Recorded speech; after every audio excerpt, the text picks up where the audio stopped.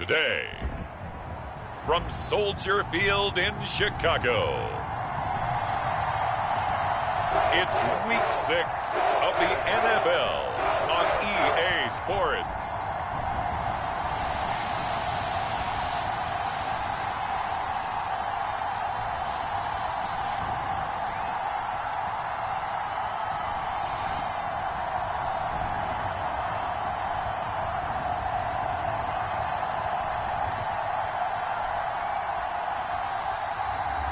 It's the Chicago Bears taking on the Los Angeles Chargers.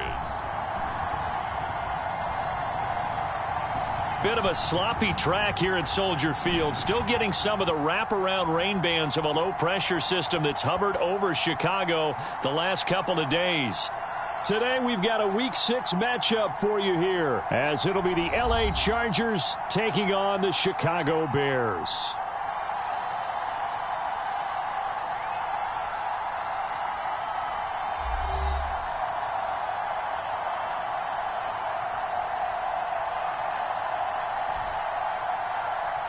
With Charles Davis, as always, I'm Brandon Gaudin. Charles, you talked about storylines in this one. I think it begins and ends with our two quarterbacks, certainly two of the best in the business. And nowadays, I don't think you can get by for long periods of time.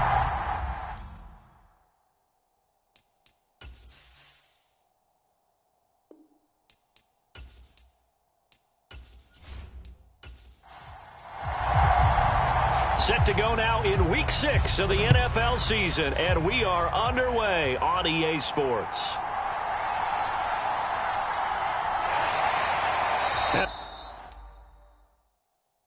He's up across the 25 and down at the 28.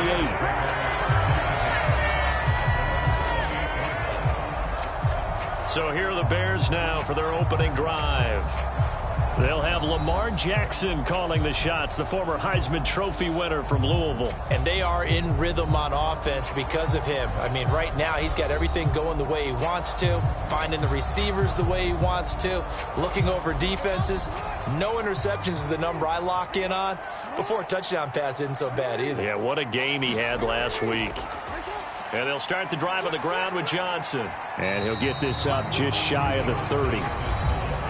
For Johnson, the numbers for his performance from last week, pretty darn good mix and match effort. 3 rushing touchdowns, 2 more receiving. I don't know how you felt, but to me it was apparent that early on, they just had to keep finding ways to get him the football because he was obviously going to find his way into the end zone, wasn't he? He was, and he found his way there 5 times. And they'll get it up just short of the 45 at the 44. First down for the Bears, a gain of 15. And I like the idea here. Get the ball in his hands, even if it's in the passing game. 3 catches a week ago, and he does a nice job here to pick up yardage.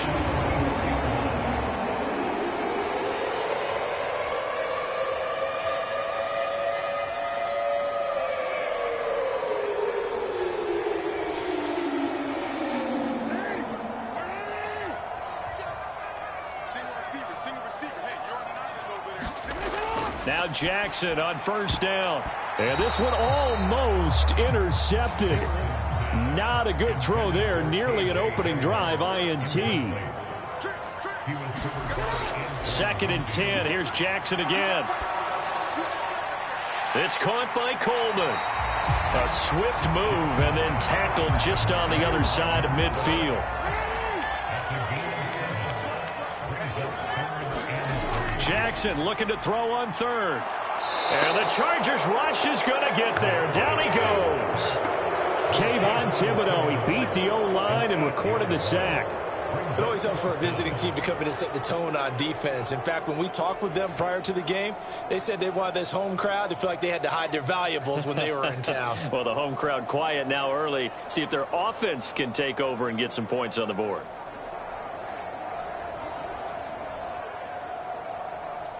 On 4th down, on is Corey Bojorquez to punt.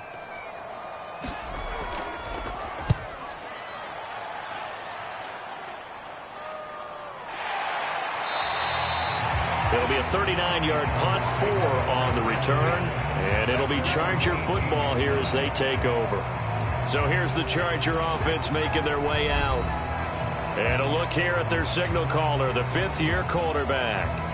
Well, his ratio was good last week. Most quarterbacks are really excited about a 3-to-1 ratio, but it's flipped in the wrong direction. He threw 3 interceptions, not touchdown passes, and he only had the 1 TD pass in that game. So he's trying to turn that around and find a way for his team to win. Now a fake on the jet sweep, and they'll instead run up the middle. And he'll get this up to the 34-yard line. 15 yards is the pickup there, and the drive starting very nicely. First down. Well, there's plenty of real estate for him to maneuver on that run, and let's face it, it shouldn't be a surprise. He's one of the better backs in the league. Had to come into this game with the idea, slow him down, otherwise it's going to be a long afternoon.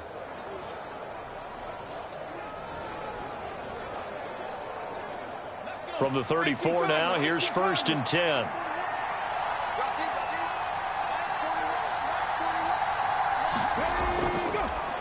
They'll keep it on the ground. Porter.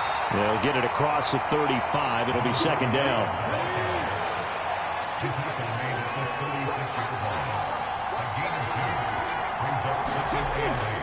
Back to throw. And he will slide to a stop. He does have the first down. A gain there of 21 yards. I am willing to bet that he got a monster grin on his face when he saw what was happening. Man covers are so committed to denying a big throw that it pulled attention away from him, and he had an easy lane to hit, and hit it he did.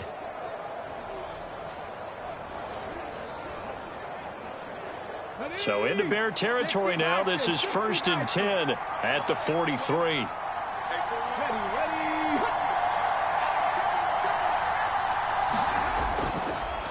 Now a handoff up the middle. It's Porter, and he'll power his way forward for about 4 yards there on the first down carry. From the 38 now, here's a 2nd down and 6. The throw over the middle, taken in. The numbers in last week's contest for Ingram: 7 catches, 77 yards, and a touchdown. You think the head coach and the offensive coordinator are able to pull the earplugs out now? Because all week, all they heard was, you know, Coach, they can't guard the pass at all. I mean, they're next to last in the league. Let's throw it on every down. Yeah, last week we saw the numbers. This week going against 2nd to last in the pass defense area. Good for him. A 10-yard pickup, and it's enough for a Charger first down. The Chargers did a very solid 4-1 here in the early part of the year, and they coming off their very first loss of the season, suffered a week ago. So now we can all take that chasing the 1972 Dolphins and take it and throw it right out the window, right? But let's face it, not many teams talk about that or even have interest in it. All they want to do right now is bounce back after that loss. Finds his tight end Ingram. Call it a gain of 3 on the play, and it'll be 2nd down. Not a big window to throw. Coverage wasn't too bad there. Yeah, they had him under wraps pretty well, but somehow able to muscle his way open and catch the ball.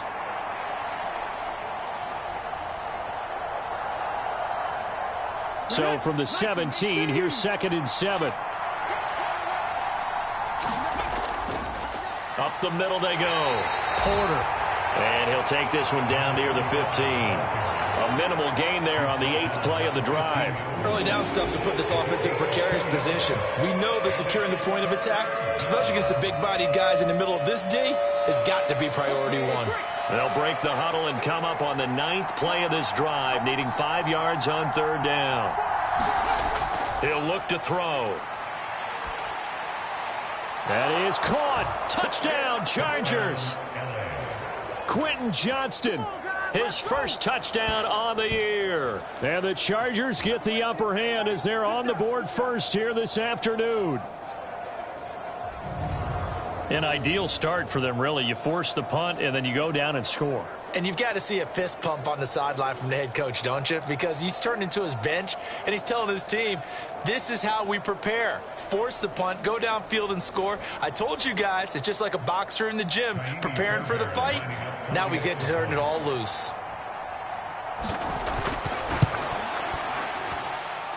A good hold in these wet conditions. The point after is up and good, and it's now a 7-0 game. After the touchdown, Cook now to kick this one away.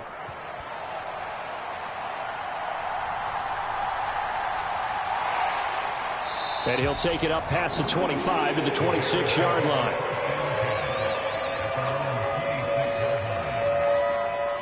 Chicago works their way back onto the field here for their second drive of the game. The last series for them, a little disappointing, forced a punt. And now they'll try to do better here and come away with some points as they begin this drive, 1st and 10. They begin the drive with Johnson. And they're able to get this one across the 35. Give him 10 yards there, and about by the nose of the football, he's going to have a first down. Defenses always have a goal of holding a runner under 100 yards. Well, he went over 150 last week, won NFC Player of the Week award honors. And guess what? He's got a chance to do it again because of that vision he has. He sees holes that maybe don't exist. So from the 36 now, 1st and 10. Jackson. And the ball is knocked out and picked up by the Chargers. And they are going to set up shop at the 40-yard line. So a first-quarter fumble in the rain, and this isn't supposed to let up. They've had flash flood warnings just west of here, so they better get used to this. And it's hard to do real early in the game because you're so amped up and you're trying to do so much. You've got to get used to it, though. You've got to focus in on the ball, make sure you're taking care of it. That one cost them. Come on. Hey, pass it on, lady.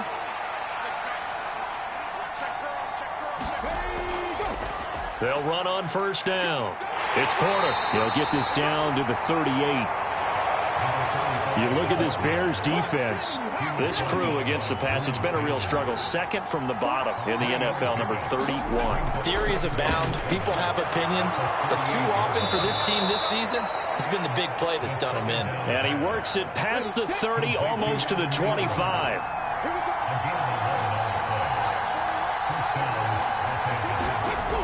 On 1st down, he'll drop to throw. Here's Tony on the quick slant.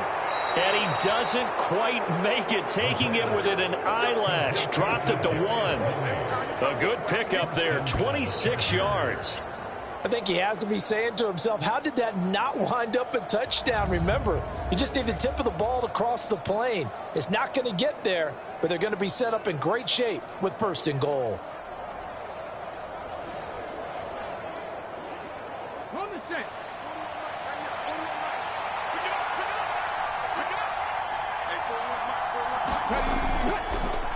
They'll try and run for it on 1st and goal.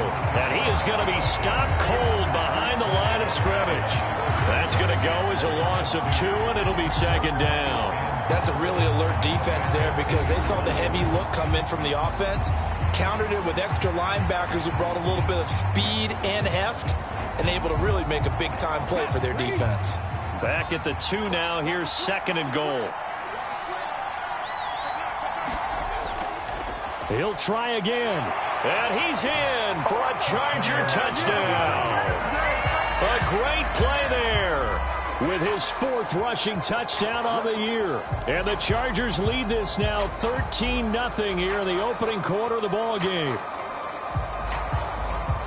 And they would not be denied on the ground, powering it in just one play after they got stopped short. And how about how many tight ends were on the field? Because in today's NFL, we think of the tight end more as a pass catcher. But this group, they tell them you've got to be able to run block to stay on this team. And they committed to it and got it done right there. On for the PAT, Kaimi Fairbairn.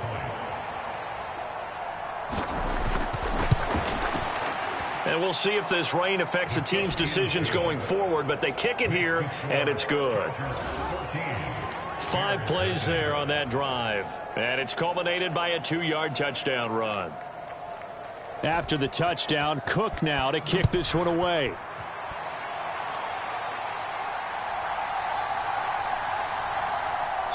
And up to about the 26-yard line, just across the 25. And now Chicago getting ready to go as they take the field. They find themselves in a good-sized hole here, and a good-sized hole early on in this game as they come up on 1st down.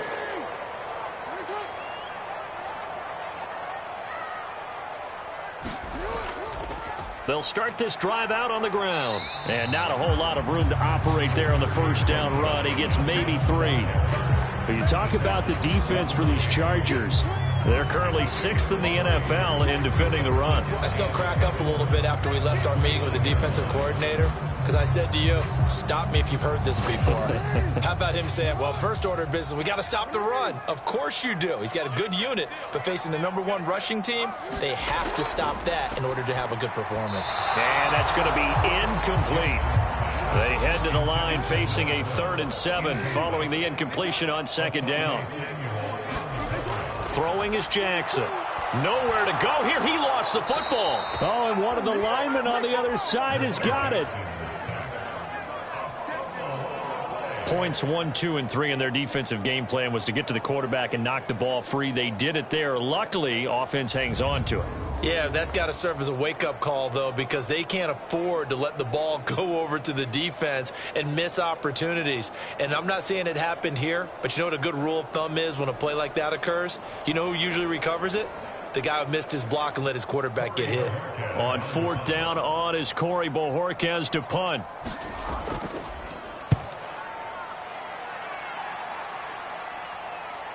That's taken at around the 40.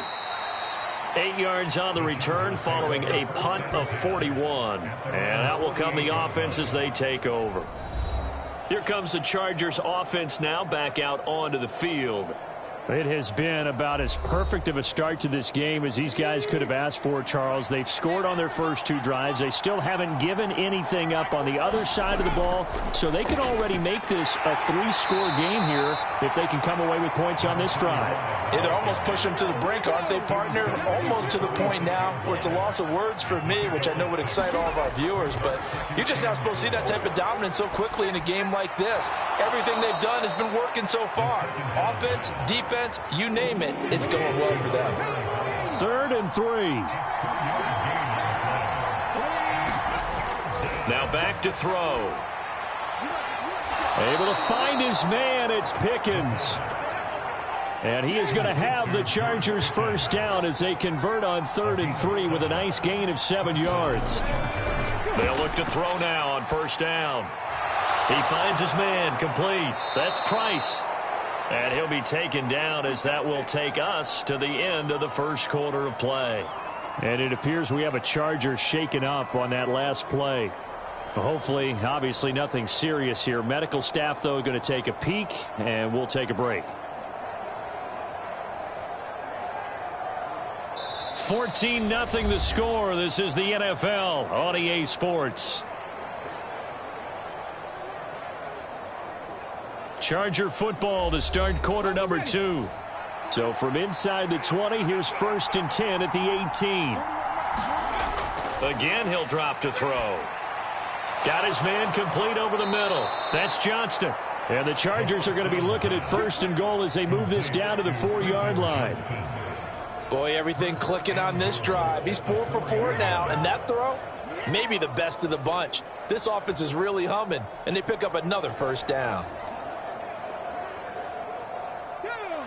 19 Chargers, 19 Chargers.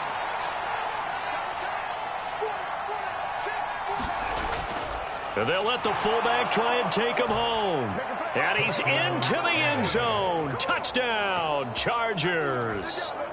Xander Horvath taking it in from 4 yards out. And the Chargers have moved out in front by 3 touchdowns. So, Charles, that's 3 touchdowns on 3 drives, and it's just been an offensive barrage so far. Great word, partner, using barrage right there. I'm going to add another word if you don't mind. How about perfection? No surprise that they're leading right now. Absolute dominance throughout this ball game and no signs of slowing down. Extra point by Fairbairn, up and good. And that makes the score 21-0. So the drive there took 6 plays, and it results in a 4-yard touchdown run.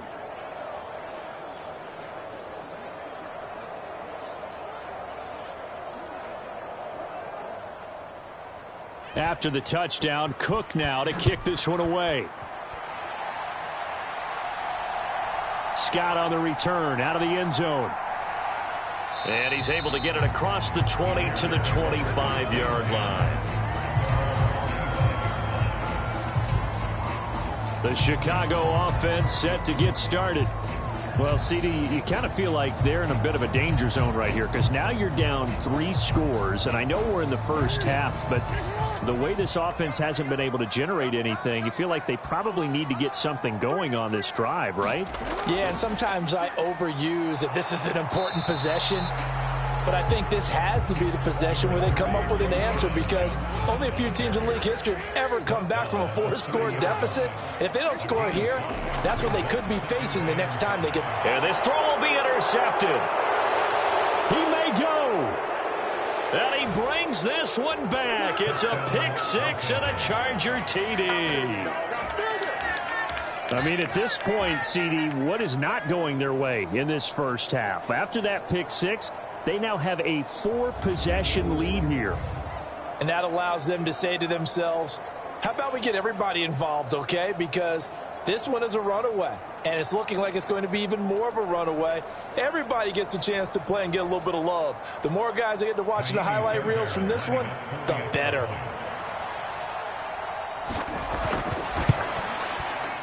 Fairbairn good with the extra point, and the route is on here in this first half. So the defense creating some points, not only getting the interception, but then returning it to the end zone for the pick six. So they'll get another shot on offense following that pick six, and now the kick is away. And the drive will begin at the 25 as Scott is going to stay in the end zone. And now Chicago getting ready to go as they take the field. It hasn't gone particularly well for them. That's obvious. In these conditions, no points so far. They've got to get that offense on track. The question, how do they do it? It is the age-old question, isn't it? And to me, finding a way to make sure your playmakers touch the ball without it being too exotic. Meaning you don't have to go deep down the field. Maybe you hit them on those short passes on the perimeter. Make sure you just turn around and hand it to your best runner and get out of the way. Don't cause any extra stress on your offense. And he'll be upended at the 28-yard line. Just a 3-yard gain there. On third down, Jackson. And that will be incomplete. Here's Corey Bojorquez now to punt this one away. He's been a busy man here in this first half as he gets it away. A nice run back there off the good punt. It's a 16-yard return. And the Chargers will be set up pretty well as they take over in great field position. A look at the running back, the man out of the backfield as he gears up to go again. He's over 40 yards here in the second quarter. Been nice and effective for them, hasn't he? He has definitely been dependable and really shouldn't underestimate what he's getting done here because anytime you're on a pace that's going to approach 100 yards, you've really done some damage in an NFL game. And now he's looking just to add to his totals. 2nd and 4. A short throw to Ingram.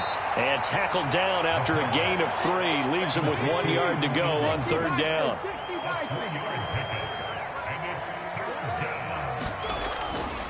The play action fake. They'll look to throw.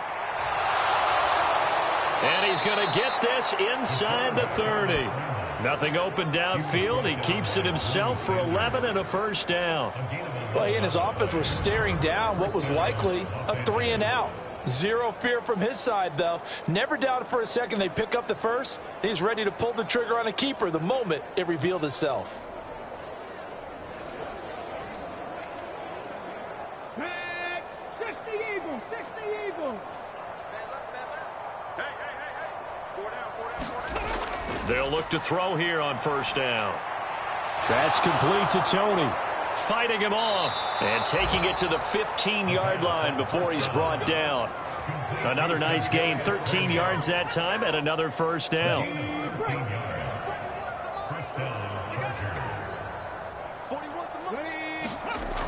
Back to throw here. Throw left side, complete to Tony. And he's got this inside the 10 to the 9 before he's out of bounds. He'll drop to throw. Quick hitter here. It's complete. And it looks like he'll be just a yard shy of the 5 here as he's out at the 6. Back to throw again. And he will be very close to a first down, but I see the closed fist of the referee, and that means 4th down. And, partner, I would guess that in his headset he was hearing from his coach, it's 3rd down, don't take a sack. And in this case, he's able to avoid the pressure and get out of there. He doesn't get the first down, but he does turn a possible loss into positive yardage.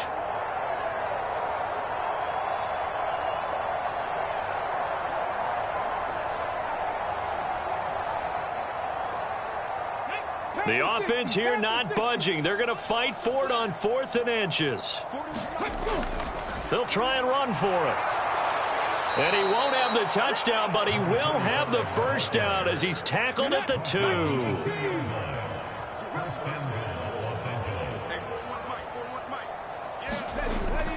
And they'll turn to the power game to try to get in. And he takes it in for a Charger touchdown. Xander Horvath with his 2nd touchdown here in this first half. And the Chargers are able to add on to their first half lead. So this now 34-0 with the extra point pending. And, Charles, I thought these guys might have the advantage coming in, but I didn't expect this. Well, I'm glad we're going with full transparency here because I didn't either. I thought we might be looking at a 24-20 type game, maybe 13-10 at the half. But this has been total, utter domination. Extra point by Fairbairn, up and good. And that makes this 35-0 now. So that drive consumes 9 plays all told. And it's culminated by a 2-yard touchdown run. And the drive will begin at the 25 as Scott is going to stay in the end zone. And now the Bears coming out as they get ready. And this not an easy situation. You're down early, in the elements, you're on the road. How do you get the mojo back? Well, one thing is to remember that as an offensive player, you have a much better idea of what you're trying to accomplish and where you're trying to go than the defender. So in this case, because you know it, you can make your cuts with a little more decisiveness, maybe a second fake, some double moves, things of that nature, to go ahead and try and put some pressure on the defense. Again, it's Johnson, and he is met in his tracks behind the line of scrimmage. 2 yards the loss, and now they go from 2nd and 2 to a tough 3rd and 4. We think, Brandon, I like the intensity this defense is showing right here in these first few drives. They're not just holding the line because they're doing their job, but they're doing more than that, aren't they? They're getting a nice push into the offensive backfield. And a great example right there for the loss on the tackle. Here is 3rd down and 4. Now it's Jackson. Now a screen set up for Johnson. Now he's loose down the left sideline. And he will step out of bounds here inside the 30. A huge play there on the screen pass. 41 yards. And that might be exactly what they needed to wake up this home crowd. They haven't given them much to cheer for so far. And never underestimate the effect the home crowd with you can have on a game. So now then, the big play has him all the way inside the 30 now, 1st and 10. Jackson now. Over the middle, it's complete. And down inside the 15 he goes. 15 more there, and they're on a roll. It's another first down. And I don't think there's any question that this offense is going to need to hit on a few more plays like this. It's been a difficult first half for them, to say the least. And I do believe if they want to get back in this game, they need to start right now. It's kind of like making adjustments. If you try and wait until the half, it's probably too late. They need to get going right here. This offense finding its legs now. Here's another 1st and 10. Jackson. Oh, everything falling apart now. Another one intercepted. Picked off by Asante Samuel Jr. And the Chargers Bears are going to take possession here at their own 3-yard line. Charles, not only is that an interception, it's one when you were really knocking on the door for a touchdown inside the red zone. You're actually thinking points. No matter what, at worst, you're thinking kicking a field goal and getting 3.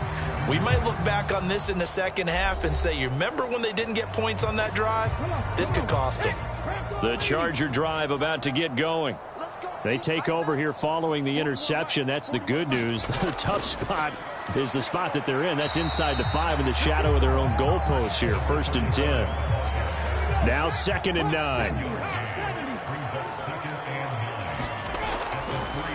They'll keep it on the ground. Porter. They wind up losing a couple there, so they go behind the original line of scrimmage, and now 3rd and 11 coming up. And that's what I'd like to see out of this defense, a little fire, a little toughness. It hasn't been the best first half for them, but they did do a nice job there, forcing a loss on that play.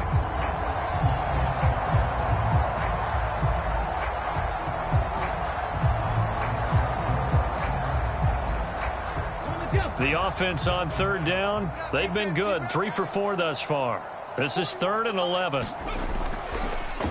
Now a handoff up the middle. It's Porter. And a pretty nice tackle there, ranging up from his free safety spot as he'll stop him about a yard short. They'll get 10 there, but it leaves them just short for 4th down. A strong run there, and for a team and a coaching staff that says they're consistently striving for a solid running game, they love those plays. Yeah, that one didn't net them a 1st down. But isn't it the type of play that you write down on your sheet? That worked pretty well. Make sure you come back to it, especially in a key situation. On 4th down, on is Logan Cook to punt. And just a single punt for him in the loss last week as he sends this one away. He stiff arms him. And now past another. For a solid punt, but also a nice return there of 14 yards. And it'll be a short field for the Bears as they take over 1st and 10. The Chicago offense set to get started. And 2 picks thrown here in this first half alone. We'll see how that affects it. Can't wait to see where his confidence is, because the great ones, they'll throw 4 or 5 picks, and while it'll hurt their team, it won't hurt their confidence. They'll think something was just wrong with the ball or the wind or something was funny. It's never about them. That's how they stay so into the moment and into the game. And nothing much materializing there on the 1st down run. He'll get a couple, and that's it. And we've hit the 2-minute mark in this first half of action. Coming up at halftime, I'll go from one personality, that's you, Charles Davis, to another one in Orlando, the coach. He'll have stats and scores from around the NFL. You and Jonathan Coachman, both larger than life. No doubt about it. But you're stuck with me in this booth, yes, and he's miles away and smiling. And happy. He's got his first catch here before halftime, and it goes for a 1st down. Now, that's the kind of big play you'd like to see. This first half, it hasn't gone their way. If they could use a shot in the arm, something to perk them up a bit. And they get one here in the passing game.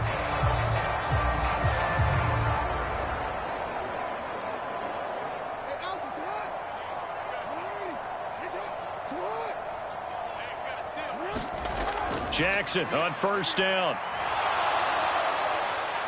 Dancing to his left. And he'll go out of bounds in the red zone just inside the 20. He'll wind up getting 9 after tucking it and running, so it'll leave him with 2nd and a yard.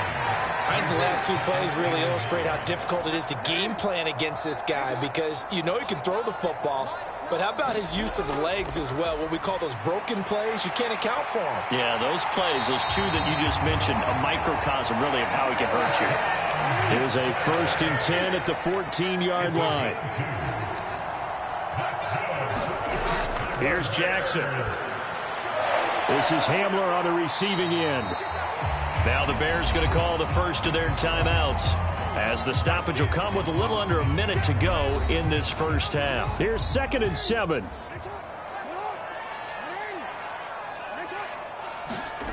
From the gun, Jackson. Over the middle, the catch by Coleman.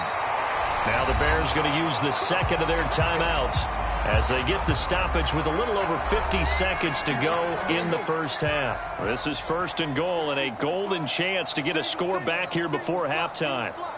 Now they empty the backfield and motion the man left. Throwing on first down, but this one winds up to be incomplete. So an incomplete pass a moment ago, and that leads to 2nd and goal. Here's Jackson to throw. Got his man, and it's caught for a Chicago touchdown. A great effort there. His 2nd touchdown on the season. And the Bears are on the board here in the final minute of the first half.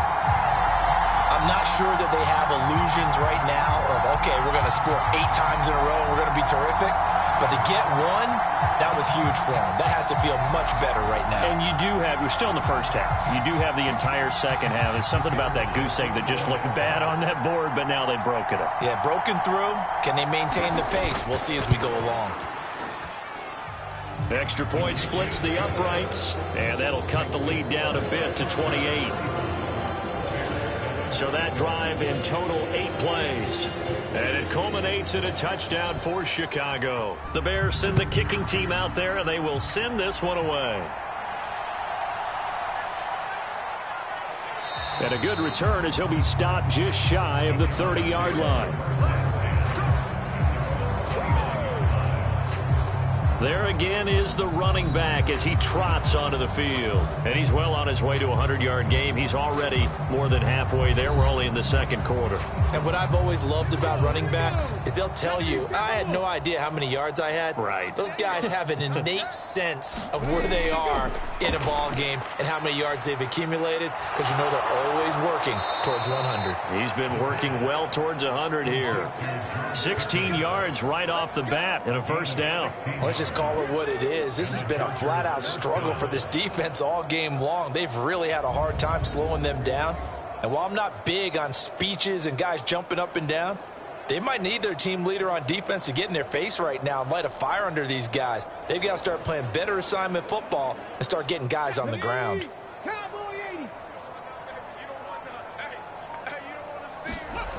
They'll throw now on the final play. And that is caught on the right sideline, but out of bounds, says the line judge. The throw took him a little too far, and 2nd down. So we have reached halftime, intermission with the visiting Chargers on top. As we send you down to Orlando, where Jonathan Coachman has our EA Sports halftime report. Coach. All right, Brandon, thanks. A few teams starting to rise to the top as it's time to take you around the NFL here in Week 6. We'll begin up at U.S. Bank Stadium in Minneapolis. And it's the Raiders out in front as they approach halftime. A couple of touchdown passes there for Joe Burrow. From there, let's get to the Meadowlands to check on the Giants at home at MetLife Stadium. And they've got the lead in their ball game over the visiting New Orleans Saints. The Giants locked in a tight one, but this is a game you feel they've got to have. Finally, let's get up to the place they call Titletown, Green Bay, Wisconsin, to see what's happening with the Packers. And they trail the visiting Lions in that one. It's Anthony Richardson, the Florida man, with 3 touchdown passes.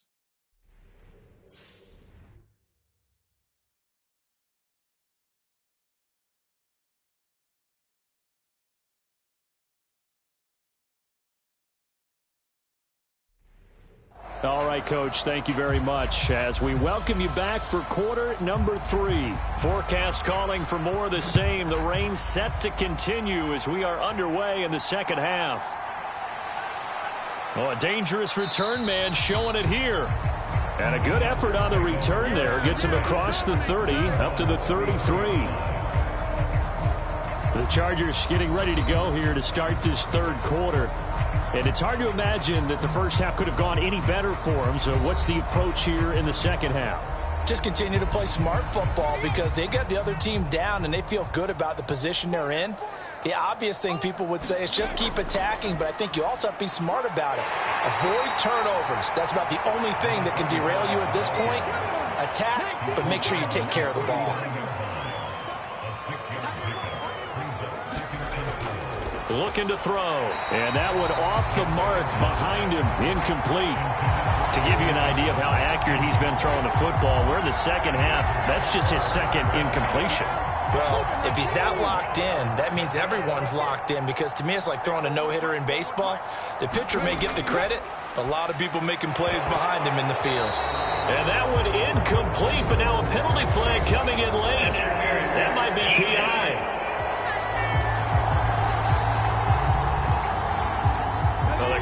doesn't like that. Was going to bring up fourth. Now it's first. They don't like it at all, do they? It brings them back into it, but really not in a positive way. Now they're angry. That can jangle a team a little bit as well. Pass interference ruined that series of downs for them. Second down in a yard. Back to the ground, this time with Jones.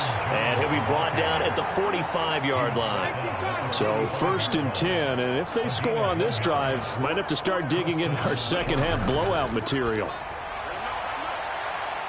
He finds his man, complete. That's Porter. And he gets this one inside the 15, just a yard or two shy of the 10. It's a gain of 34. Everything's been going right here in this one. This offense, they've been in complete control from the outset. And here's another big play. These kind of routes have been open all game long, and they continue to take advantage. So how about this for field position after the big play? Inside the 15 now as they come up on 1st and 10. Up the middle they go. Porter. And he'll take this one inside the 10 down to the 8. 3 yards on the pickup there, and it'll be second down. Let's give a lot of credit to the offensive line. They've been able to move the ball really well on the ground the entire game, and while that wasn't a huge one, that's okay. They'll take them in short, steady bursts. Now an option play on 2nd down. 4 yards there on the keeper, but still going to bring up a 3rd down. Well, if you're going to run the read option, typically, you've got to keep an eye on the defensive end. And what does that mean? What are you looking for with a defensive end? Well, you want to play off of what he does. If he collapses inside towards the running back, then you pull it and take it yourself outside in. If he stays outside, you go ahead and leave it with the running back. In this case, pulled it and got good yardage himself. Now this one thrown away. Will we see a flag? No. Let's say there was a receiver nearby. Pretty generous call, but either way, it's 4th down. The kick by Fairbairn is good, and that will extend their lead even further.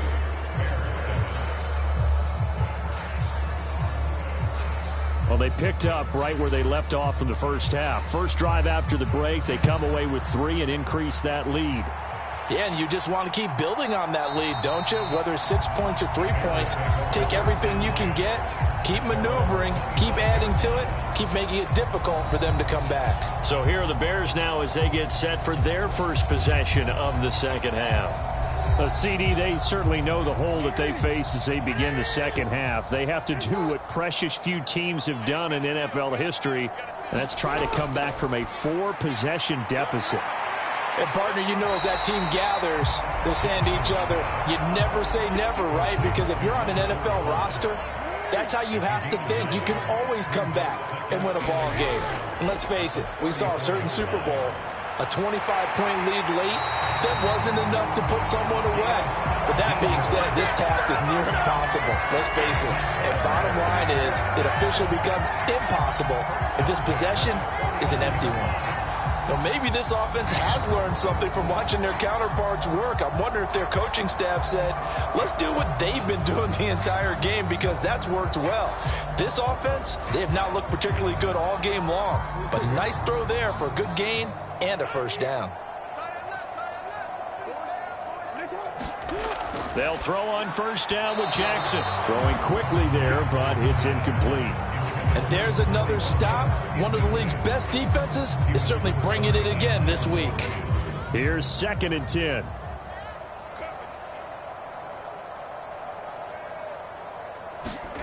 To throw is Jackson. That complete. Hits Tyler Scott with it. Touchdown, Chicago! Tyler Scott, 49 yards. And the Bears are able to cut into that deficit. I know the scoreboard says here, but for all those who are playing fantasy football, their scoreboards are different. Points scored could benefit someone.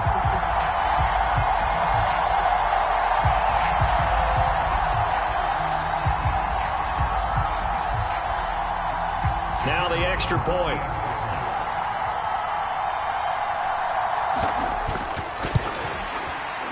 And the lead is down to 24. The drive summary, 4 plays, 75 yards. And the end result is a Bears touchdown.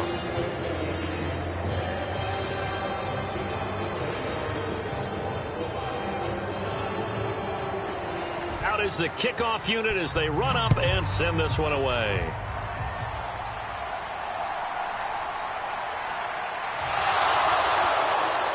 And a good return, able to get out across the 35 to the 36. Here's the Los Angeles offense as they get set to take possession. Still operating with a comfortable lead despite the score a moment ago as they begin 1st and 10.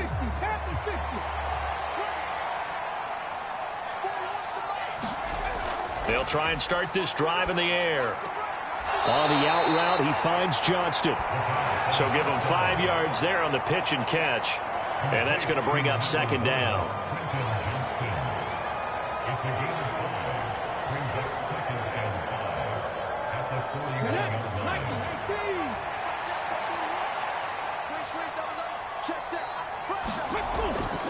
They'll drop to throw. And he'll get it out a couple yards shy of midfield at the 48. 8 yards that time, able to take off, and the result is a 1st down. An 8-yard pickup. 1st down, Chargers.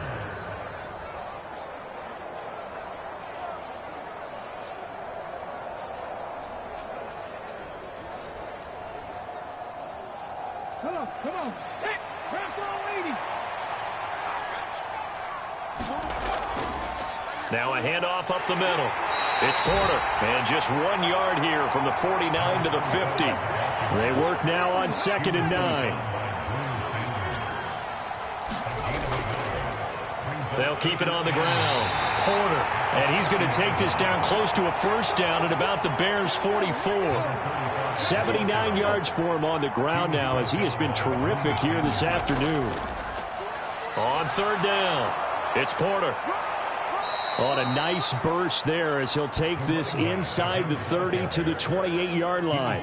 Give him 15 yards on that one and a Charger 1st down. We all love to have a home run hitter in the backfield. Guy can take it the distance. But in short yardage, trying to pick up 1st downs, that big guy, always a nice luxury to have, isn't he?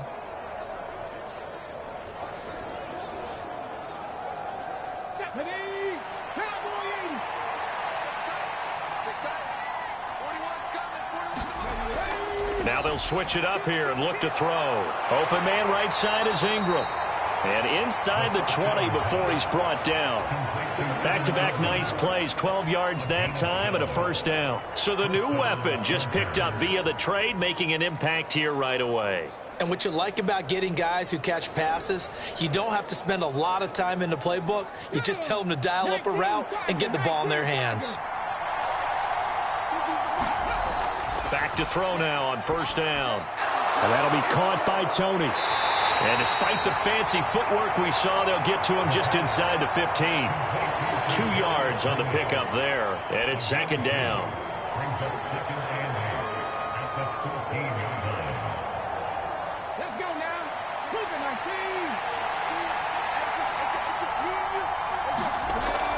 team. They'll set up to throw. Right back to Tony. He's got another one. Touchdown! Kadarius Toney. A 14-yard touchdown. And the Chargers have opened the lead up to 30. Well, on the other sideline right now, it's just absolute dejection. But, Charles, let's focus on the positive. With the lead that they've built here, they've done pretty much everything to perfection in this ball game. They certainly have. Makes me think that their week of preparation was excellent. And they flowed into this game, and it carried over. And right now, I don't expect them to back off at all. They're playing so well, they just want to keep it going. Fairbairn now to add the extra point.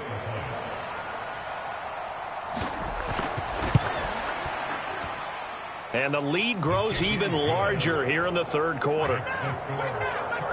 So that drive goes 8 plays. And it's Kadarius Toney who caps things with a touchdown reception. After the touchdown, Cook now to kick this one away.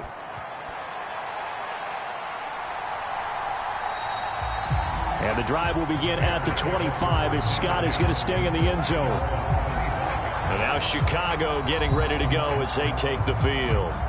Well, we haven't exactly been treated to a nail-biter in this one, CD, and if they cannot score here, this one's pretty much all but over. Are you saying that you feel like people are starting to think about getting out of here, maybe beating the traffic in order to get home or to their final destination?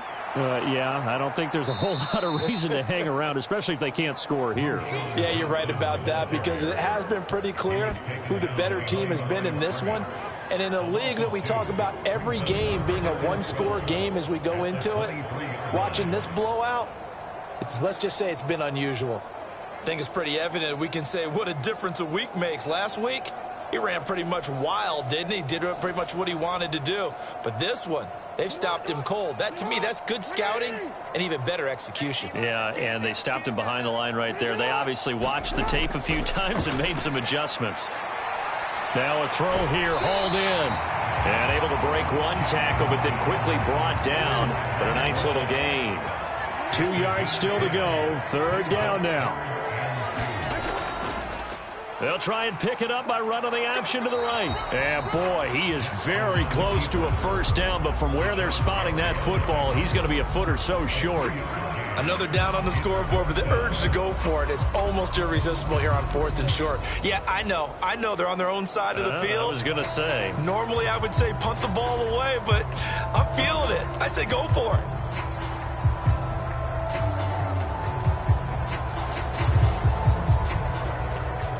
Here comes the Bears punter now, as he'll punt it away for the 4th time today.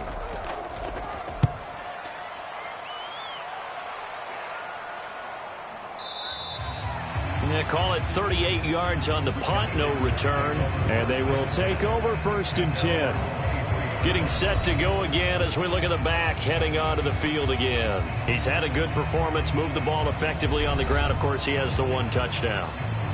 And when you're able to move it as effectively as you've described, that leads to finding a way into the end zone, and now he's just trying to do it for a second time. And, of course, with that comes additional yardage. Yeah, looking for additional yardage, and again, that second score here in the 3rd quarter. And he'll get this up past the 25 before he's out of bounds. 2nd and 5. Keeps himself upright. Skirts by him at the 35. And he'll be tackled right on the chalk of the 45. Able to make something out of nothing there. 17 yards and a first down. He's starting to fall into the category of not fair, because when he's on target throwing the ball, he's dangerous. But when you add in his ability to make plays with his feet, almost impossible. Well, yeah, exactly. They've had trouble stopping him in the secondary. This time they've got the great coverage. Oh, he can run too. 60 Eagles, 60 Eagles. Now a play fake here on 1st down. He's got this to Pickens. And he is tackled inside the 40, not quite to the 35. Another good gain. That's now 35 yards combined on those last 2 plays. This is just more of the same. This defense has had no answer on a lot of these throws. They've let these receivers run wild, and here's another completion for good yardage. So into Bear territory now. This is 1st and 10 at the 37-yard line. They'll try the left side. Porter.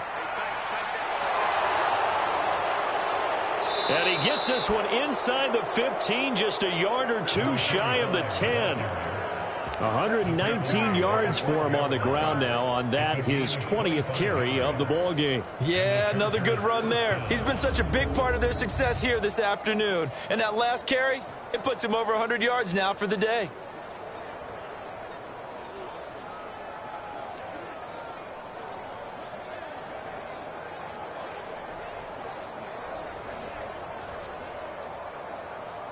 From down at the 12, it's 1st and 10.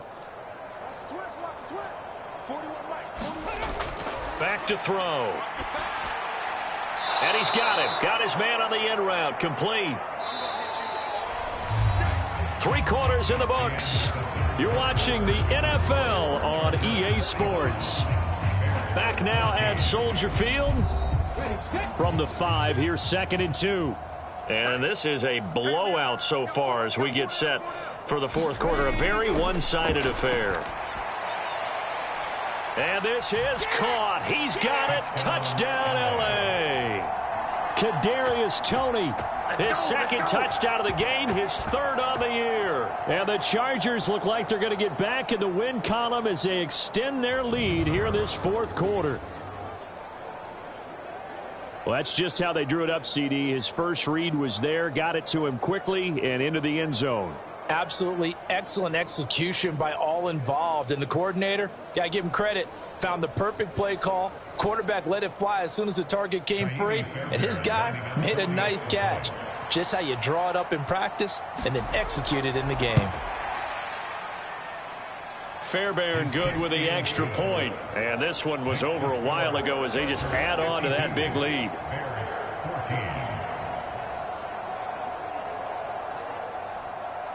After the touchdown, Cook now to kick this one away.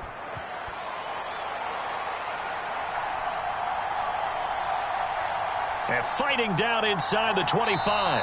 A solid return, pretty good field position. They'll start at the 32. Onto the field now come the Bears. Remember, they have won 3 straight, but getting to 4 straight does not appear to be in the cards as they are in a big fourth quarter hole. From the 32 now, here's 1st and 10. Now it's Jackson. They'll get this to Hamler over the middle. And they get him down, but not before he takes it across the 40-yard line. Now Jackson on 1st down. Throwing the out route incomplete. That's Scott. And he'll be taken down, but not before he works it past the 50. Back-to-back good plays have him on the move on 1st down. Now Jackson. And his throw is incomplete. Now a 2nd and 10. Jackson will throw again. And he's going to be intercepted a 3rd time. He's to the 15. And he brings this one back. It's a pick 6 and a Charger TD. Well, this one was already ugly, and now it's just kind of becoming a feast on the defensive side of the football. Yeah, partner, this is a unit that knows they've got this game in the bag with this huge lead, and it's going to drive their coaches crazy because they're telling them play it straight, do all the right things, but these guys are going to be freewheeling now. All of them are going to take chances, and that one pays off with an INT and a return for 6. On for the PAT, Kaimi Fairbairn. Now this one was over a while ago as they just add on to their big lead. A heck of a play there defensively, getting the interception, navigating his way into the end zone for the touchdown. So they throw the pick 6. They'll get another shot at it now as this one's in the air.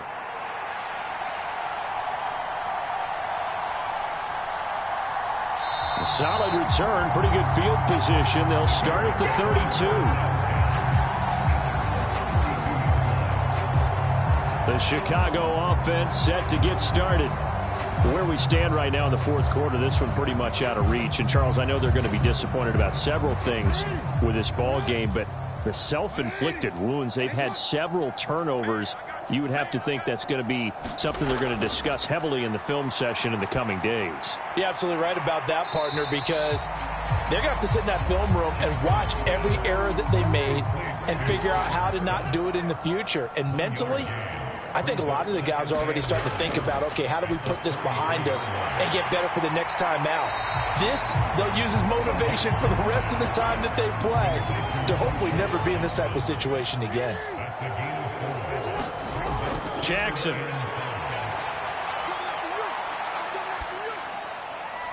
Pass to the sideline and pulled in. And he'll take this to the other side of midfield before going out of bounds. 5th catch of the afternoon, and that gives him a 1st down.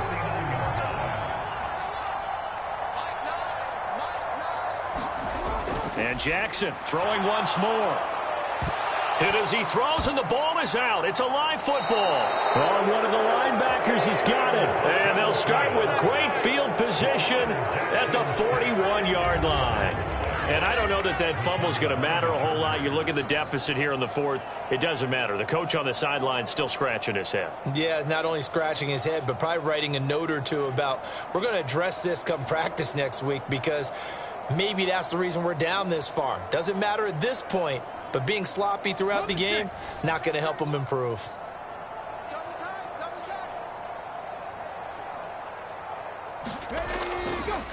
On first down, it's Porter. Call it a gain of 4 on first, and that'll make it second down. Nice chunk of yards on first down. It really opens up your options for what you want to do on second. You go right back to him and hope he explodes, or sucker the defense in before throwing over the top. On second down, it's Porter, and he works it to the 30-yard line here, right at the 30. So first and 10 now from the 30. They'll keep it on the ground. Porter. And they'll get this one down to about the 20-yard line. 139 yards rushing for him now, as he has been tremendous all day long. No doubt those are the types of carries they're looking for here, Charles. The lead in the fourth quarter. This is when coaches that have a reliable running game, they breathe a little easier on the sideline. Yeah, they love the idea that they can take the air out of the football at this point of the game. That means they're really counting on that offensive line, counting on the runners, taking care of the football. Because you're going to tell your quarterback, hey, no time to be a hero. We're not going to throw it here. Just eat up that clock. And if you have the ball, they can't score. Yeah, give him 4 yards there. It'll be second and 6.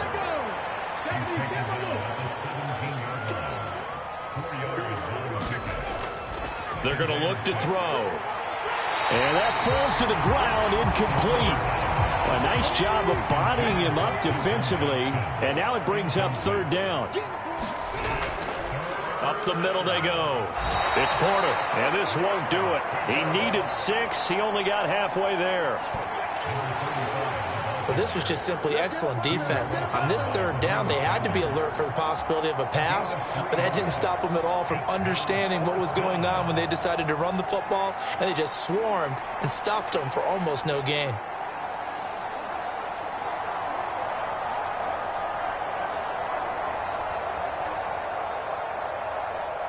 Now Kaimi Fairbairn for the field goal try. This a 31-yard attempt. The kick by Fairbairn is good, and that will extend their lead even further.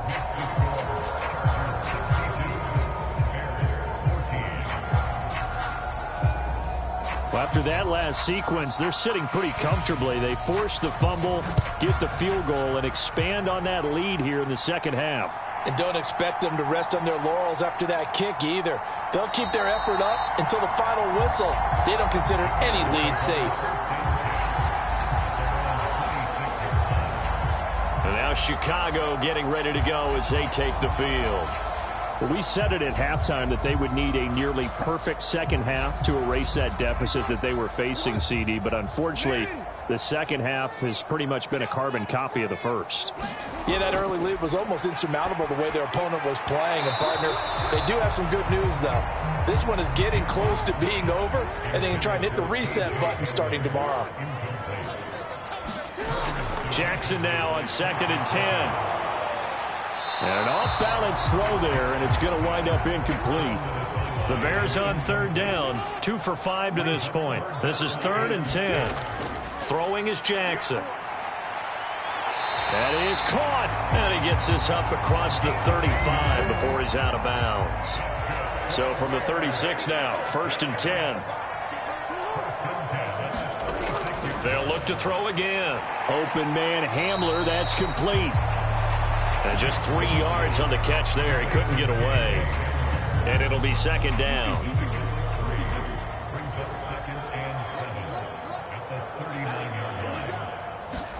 To throw again is Jackson. And this one almost intercepted.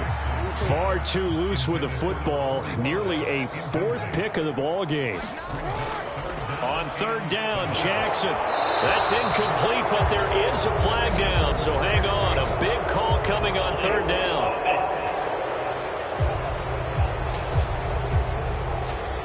So instead of giving them another third down, they'll decline it, brings up 4. Now, that's smart football right there. You don't even have to really spend a lot of time considering it. Just know that you're probably going to get the ball back. Good job declining that penalty. It's a 43-yard punt, a return of 5. And the LA offense ready for this next possession. We paid this offense plenty of compliments already, but, I mean, they are deserving as they start another series. To be leading by this much with so much time left to play in the fourth, Charles, it's really, really been impressive to watch.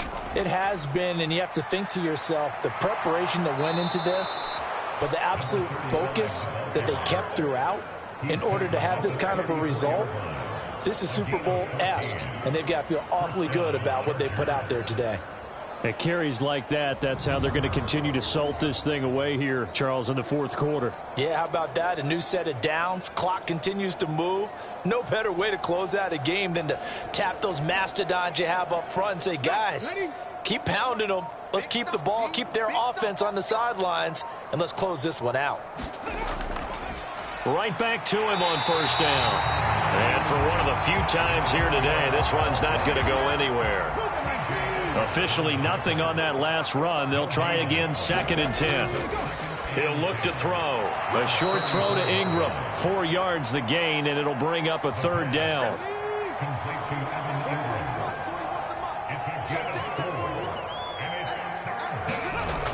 They'll set up a throw.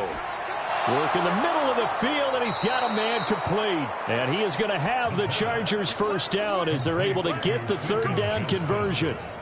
Well, I'm sure he likes his performance a little bit better than last week. He had the 3 interceptions here, none in the fourth quarter, and he's got his guys in front. Guaranteed he put in a tremendous amount of work this week, but maybe the matchup is just better for him. Sometimes it just doesn't work out. It's almost like those golfers. Certain courses fit their eye, and they like what they see. And other courses, as soon as they tee it up, they know they have no shot. Maybe that's the difference for him. Last week, no. This week, a big yes. They'll run on first down. Porter. And he's got it across midfield and into Bear territory. 169 yards rushing for him now as this sensational afternoon continues. So it's Charger football as we welcome you back from the 2-minute warning. They've got a 2nd down now as they look to salt this one away. On 2nd down now, it's Porter. And good space to operate there as he takes this down inside the 35-yard line.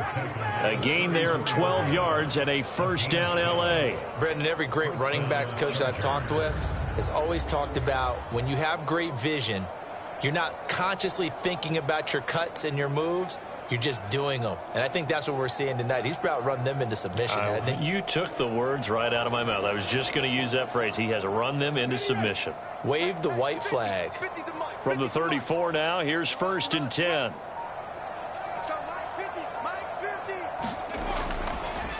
They'll keep it on the ground. Porter. And he's able to work his way down inside the red zone to the 19-yard line. 15 more there, and they're on a roll. It's another first down. Well, we're beyond the tone setting right now. This guy's been the bell cow all day, and they'll continue to rely on him to move the chains, drain the clock, and lead his team.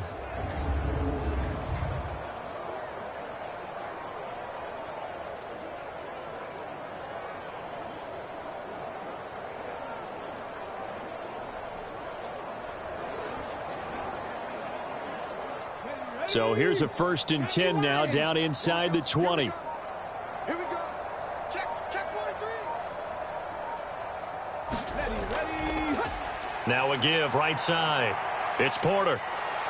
And able to get him down, but he does reach the 5. Back-to-back nice gains. That one for 14 yards and another first.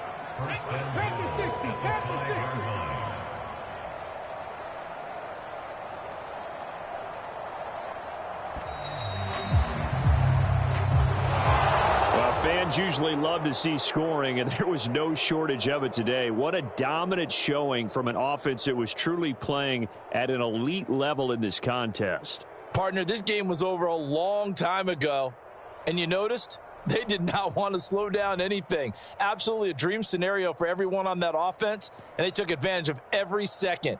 Guaranteed popcorn for everyone in their film session. So for Los Angeles, their strong start to the year continues as they're up to 5-1. And they will be at home for one next week against the Las Vegas Raiders. Meanwhile, for Chicago, the loss here will move them back to 500 at 3-3. And they'll get a chance to redeem themselves at home next week. And for Charles Davis and our entire crew, I'm Brandon Gaudin. You've been watching the NFL on EA Sports.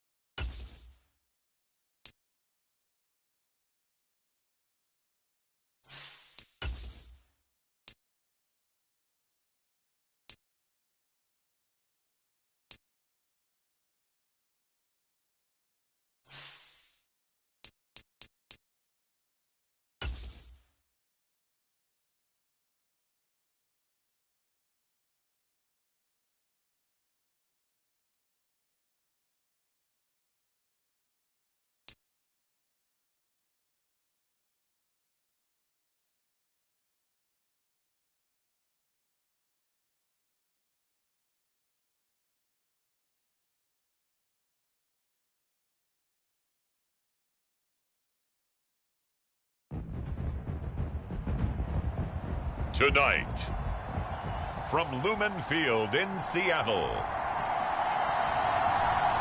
it's Thursday Night Football on EA Sports.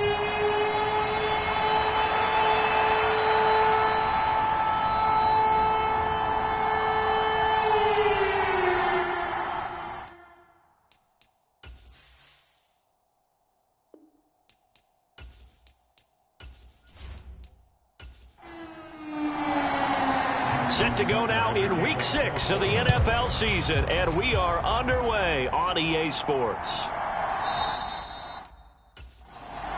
No run back here on the opening kickoff as we'll start at the 25. So out come the Seahawks now for their first possession. They will be led out by their dual-threat quarterback, the veteran from Clemson. It's Deshaun Watson. And he makes it so difficult for all defenses because when he's got the ball, it's hard to say when a play is truly over because he can create from any spot on the field and in any situation, even when it appears that he's contained. When he's running your offense, a big play could arrive from any possible spot. And that's not the start that he was looking for, as he's going to be met and dropped behind the line. It'll go as a loss of a yard on the game's first play. Second down. Hey, look at this Baltimore defense. They were excellent last week in the win over the Chargers. They forced 7 turnovers. How many? 7. I mean, think about that number now. That's supposed to be a lucky number, right? Lucky for one side, unlucky for the other.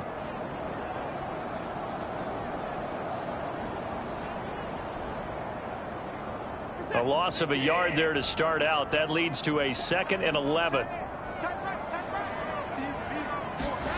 Watson now to throw. Flush to his right. And right away, he lost the football. And it's picked up, and he's free going down the left side. It's a foot race. And this is going to be brought back for a Baltimore touchdown. So the defense forces the fumble. They get the score, and a guy on defense becoming offensive there, Charles. And you know they love that. Any guy on defense loves to pick up the ball and have it in his hands and try and score himself. In this case, that's exactly what happened. He'll be singing in the shower post-game.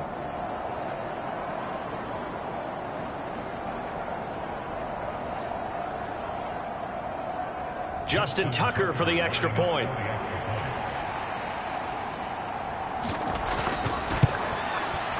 He hasn't missed an extra point all season, and he won't miss this one either, and it's 7-0. So not only the cough up, but then the pickup on the other side, the scoop, and the score the other way, the fumble return for a touchdown. And you can bet they're preaching 2 hands on the ball here as the kicks away following that fumble return. Taylor now from the end zone. And he'll be stopped right around where he would have been had he gone down to a knee, maybe a yard shy of there at the 24. Seattle's offense coming back onto the field, ready for their second drive. They come off a victory over the weekend, but now the quick turnaround here for this Thursday night game. How does that affect how teams like this approach these short turnarounds? Well, wins and losses always factor into, how you're getting ready for the next game. But equally as important when you have the short turnaround, what is your injury situation? Are you losing key guys? And if so, how well have the backups prepared for this? Because you don't have much time to get them ready. They have to be ready before this week in order to play well in this game.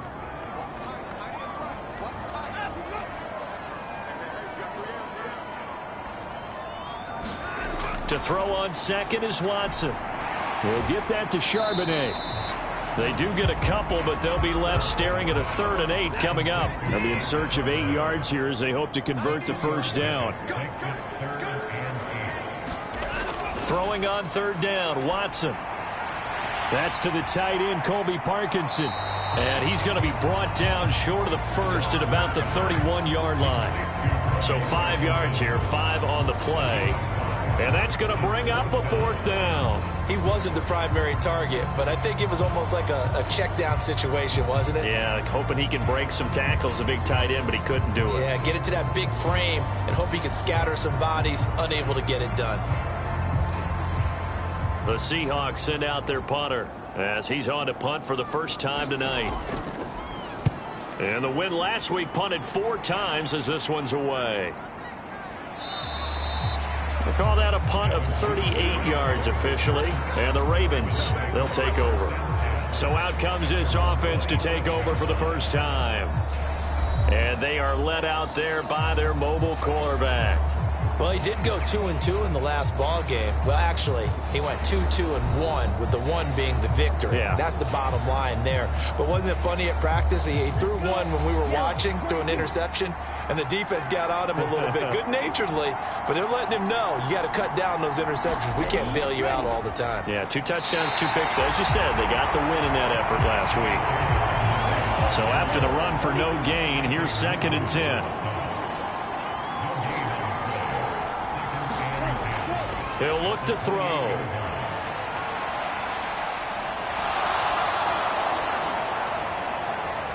And he gets this to the other side of midfield across the 45 before going out.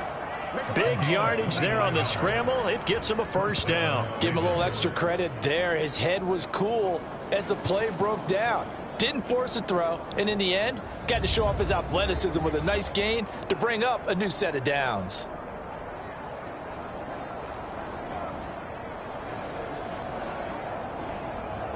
So from Seahawk territory now, it's 1st and 10 at the 43. A give up the middle to Dobbins. Flashed the stick skills, but didn't get a ton from it. Stopped short of the 35. These are his numbers from last week's contest. 23 carries, 108 for the yardage and the score, too. And now that he's playing a Thursday night game, short week, you know he spent a lot of time in the trainer's room in the cold tub trying to get his legs back for this game. Now Dobbins again on 2nd down. And he's going to get it down to the 33-yard line here.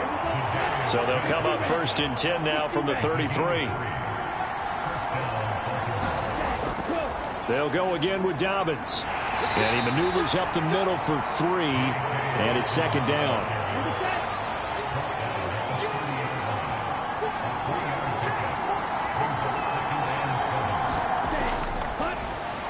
They run the toss now with Gibson. Oh, and fine work there as he gets this thing down to the 11-yard line. A big one there for the Ravens. It goes for 18. Quite the opening drive march they're on right now. It looks a lot like what we saw in practice prior to the game, doesn't it? You know, because on that last big practice beforehand, you go through your offensive script. You go through your play calling. You go through all the stuff and establish things. And it looks like it's going like clockwork right now for them. All runs on this drive so far. It's 1st and 10. They'll run up the gut with Dobbins. And here he'll get it down to the 7.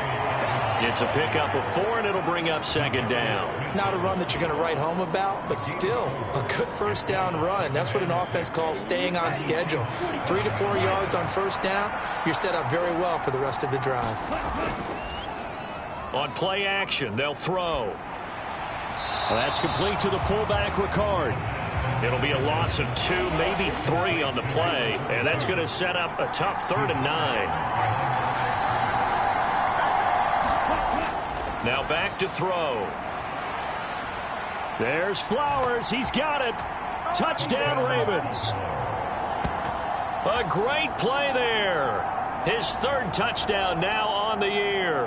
And the Ravens have taken a 2-touchdown lead now. Early on, they have all facets of the game working in tandem. Yeah, you get the defensive touchdown early to give you the first score, and then your offense piggybacks on top of that and gets their own.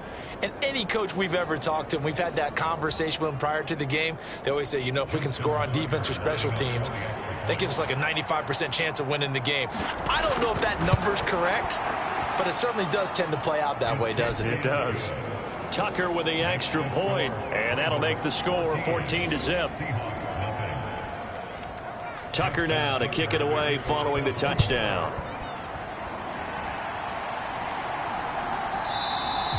Taylor decides not to try to return it, and this will come out to the 25-yard line. Seattle now ready to march onto the field. They're still in search of an initial first down as they come up here 1st and 10.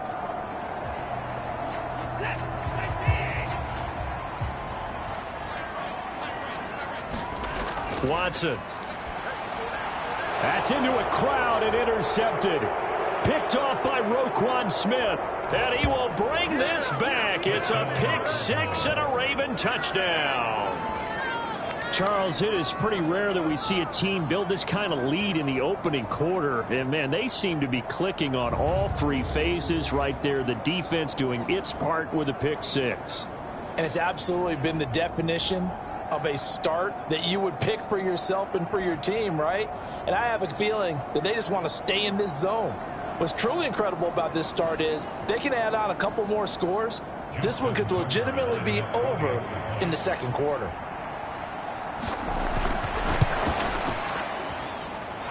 Tucker able to connect on the extra point, and it's now 21-0. So the defense creating some points, not only getting the interception, but then returning it to the end zone for the pick six. So how about this for a start? 21-0 here in the first as they kick this one away. Taken at the goal line. And they'll get him down inside the 30 at the 27.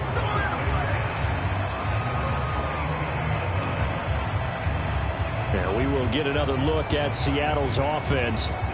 Not only are they in search of their first score, they're in search of their first down in this ball game as they come up 1st and 10.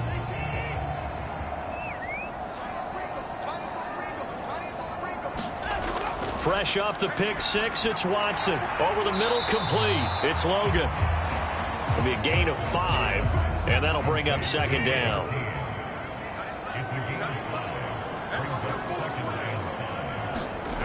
To throw is Watson. A loss of 8 that time, and it brings up 3rd down.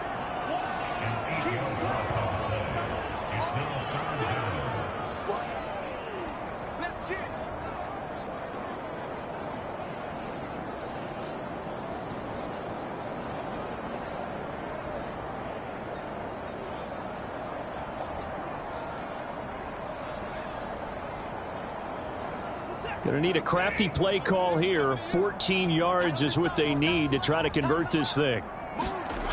Now on 3rd and long, they'll look to throw. And he'll be touched out here, but not before he does pick up the first. Able to convert on 3rd and 14. A terrific play call. Well, these guys certainly need something good to go their way because this first quarter has been something of a disaster for them trying to move the ball. But that completion there maybe can get them focused and moving in the right direction.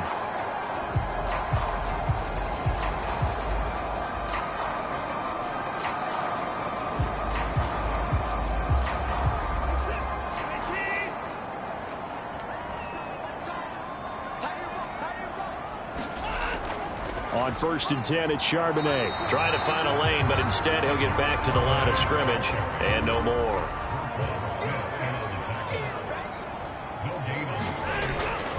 Second down, here's Charbonnet.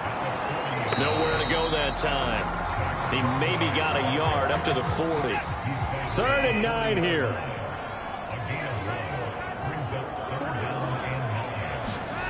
Here's Watson. And he's going to have to eat this one as down he goes. David Ajabo, he's the one to get him, and that is sack number 7 for him on the year. Well, competition comes up in so many different ways, and right now, this unit, their competition is who's going to get to the quarterback the most times. Had about 5 sacks last week, and we just saw their first one of this game.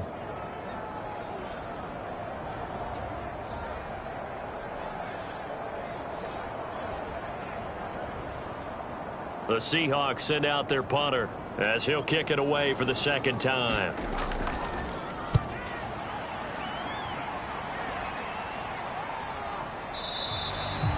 They'll score that a 36-yard punt. And it will be 1st and 10 as they take over. With the football back over to Baltimore and J.K. Dobbins. And we checked the rushing numbers so far here into Week 6, and the returns have been really good. Now, you're starting to hit that stride middle of the season toward the end. They're certainly hoping they can keep up this production. They are, because one of the adages in the NFL is that defense travels and defense endures even in bad weather, right? You know what else does? A good running game. And people want that, especially as you head down the stretch. You may play outdoors in some nasty stuff. You're trying to get to the playoffs. This is the time to get it going.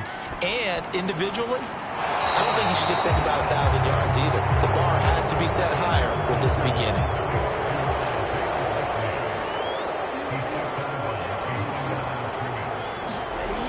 Now he'll look to throw here on 2nd and 10. That ball caught. It's Mark Andrews, the tight end.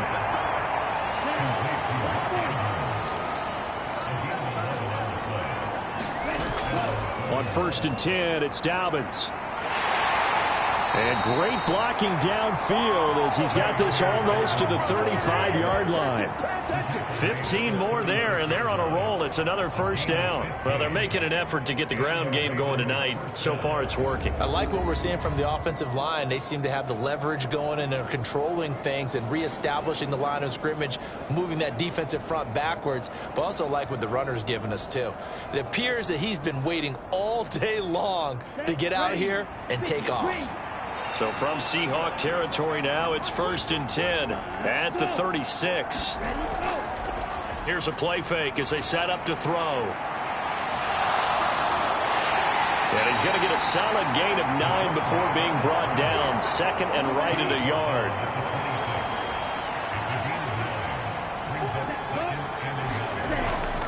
Now a handoff for Dobbins. And they'll be inside the 25 now at the 24. 21-0 our score after 1. Raven football here as we begin quarter number 2. As they've got it with a 1st and 10. Looking to throw. Slings it to Andrews, and it's complete. The tight end has it. And he gets it inside the 10 to the 9. It's a really nice 15-yard pickup, and now it's 1st and goal. As a passer, you're always trying to find that open window to throw the ball downfield. How about this one? Right in the middle of the field, right in the heart of a defense.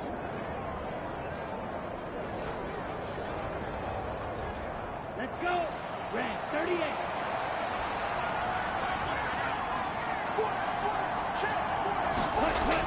Back to throw here.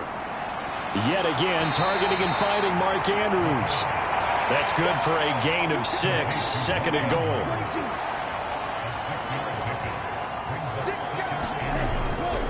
Dobbins going to be hit and met at the line of scrimmage. They get him down at the 3. A chance to really put this game out of reach. Here's 3rd and goal. They'll drop to throw. And he is out of bounds here. Now a pause, and there's an injured Raven in need of some assistance. The medical staff will attend to him, and we will step aside.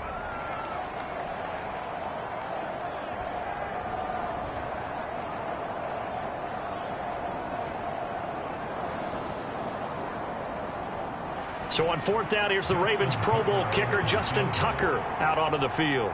From the right hash at a bit of a tight angle. Tucker's kick is good. And the route is on. It's 24-0.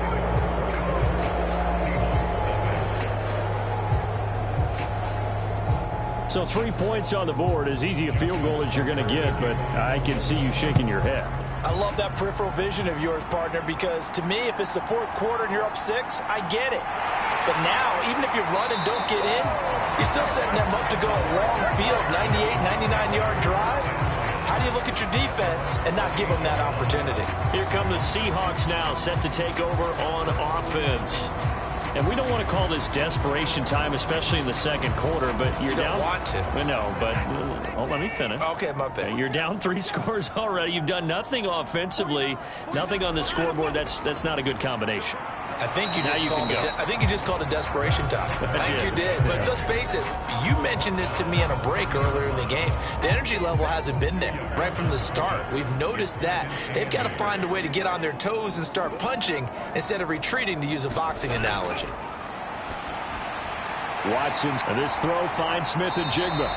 And they get him down, but not before he takes it across the 40-yard line. It's a gain of 12, 1st down Seahawks. been a very one-sided game so far. They got to change what they're doing right now, don't they? You can't wait till the halftime speech to make an adjustment. No, you can't, because if you're doing it right, you're adjusting from series to series, and they need a big adjustment here to try and put some points on the board. Watson on first down. And his throw here is incomplete.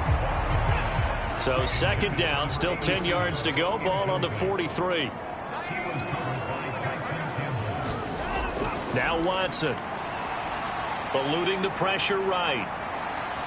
And he'll be taken down at the 46-yard line.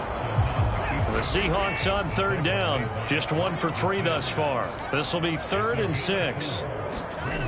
Back to throw, Watson. Oh, everything falling apart now. Another one intercepted. Picked off by Roquan Smith. And he's able to take this one back to the 36-yard line. When a team's turned it over 3 times in the first half, we just look at the offense and say, guys, what are you doing? But instead, we really should be looking at the defense. They've created the takeaways. 2 interceptions, 1 caused fumble. They played awfully well swarming to the ball here in the first half. And now Baltimore gets set to take the field. As mentioned, this one of the hottest teams in the NFL, riding that winning streak into this one, but now playing here on Thursday night. Do you think that this helps or hurts their momentum? Well, ordinarily, I'd say it hurts the momentum because now you get that short week. But when a team's playing as well as they are, it actually allows them to down focus and only worry about themselves and less about their opponent. So when you're playing well, you just worry about the things you're doing well and let the opponent deal with that. The throw over the middle taken in. 9 yards, not quite enough, and they'll be left now with 3rd and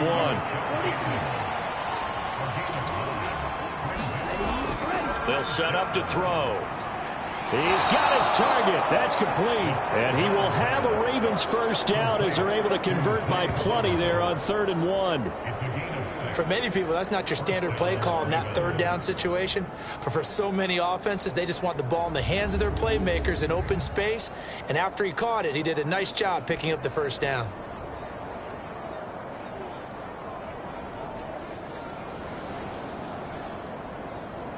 Here we go. Set. Flag. 95.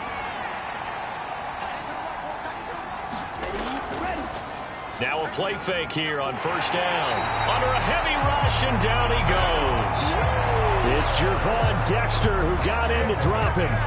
That's a step in the right direction defensively here because you're facing this sizable deficit. They're going to need more plays like that. A good sack, though. Good effort there. And what you're hoping is, as you said, a step in the right direction. And that means it's something to build on. So you get the first one, and hopefully that can ignite them. And now they can make a few more plays and get back into this game. And they need to work to at least get some of this yardage back after the sack. 2nd and 19. They'll look to throw. And he'll take it down here just shy of the 15 at the 16-yard line.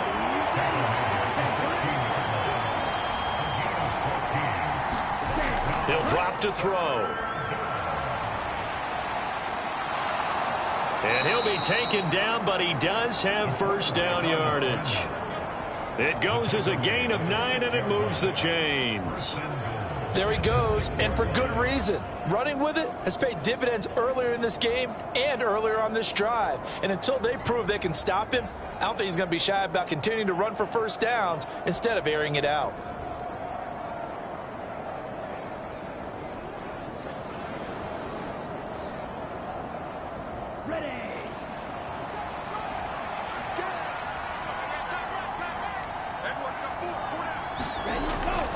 They'll run with Dobbins. And a minuscule gain of maybe a yard from the 6 to the 5. Definitely an important sequence here for this defense. They've had their share of struggles in this first half. They just cannot afford to give up another touchdown here. Now they'll switch it up here and look to throw. Got his tight end. That's complete. It's Andrews. It'll go down as a 2-yard loss, and it brings up a 3rd down. It looked like the defense, they were ready for that one. Really left him almost no room to work after catching the ball. He could throw every move in the book at him. They were there, and they tackle him for a loss.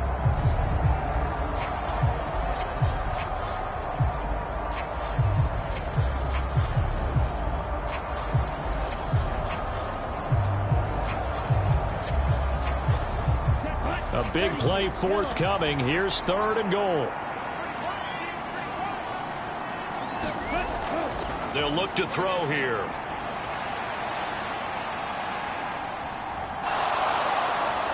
And I think the ball's out.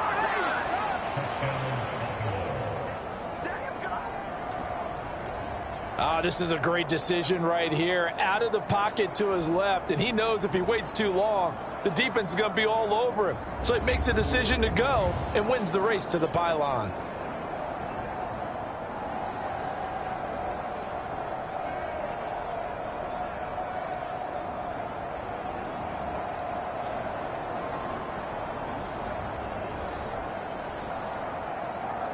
Now Tucker to add the PAT.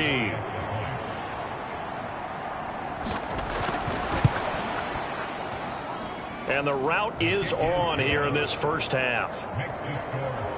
A good drive that time as they go 9 plays in all. And in the end, it's capped off by a 7-yard run.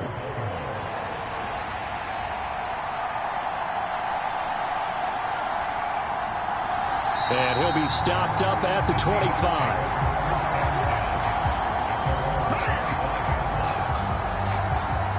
Seattle now ready to march onto the field.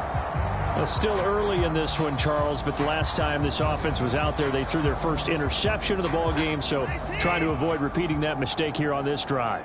And to put a positive spin on it, at least it happened in the first half and not in a close game in the fourth quarter. But you're absolutely right, partner. One of the last things this offensive quarterback wants to witness again in this game. Kind of an obvious question, Charles, but anything you try to avoid after your first pick, or you say it's one interception, we're still in the first half, I'm going to do the same thing? I think you want to avoid playing scared, and put it into the mind of the quarterback that you've lost confidence in him. Make sure you get some throws that he's going to be able to complete, make him feel good about himself, and continue to run your offense. That's 3 sacks now, and that's not much of a surprise to me, nor should it be to you. This team, they lead the league in sacks. Yeah, they do. This is something that we are starting to witness time and time again.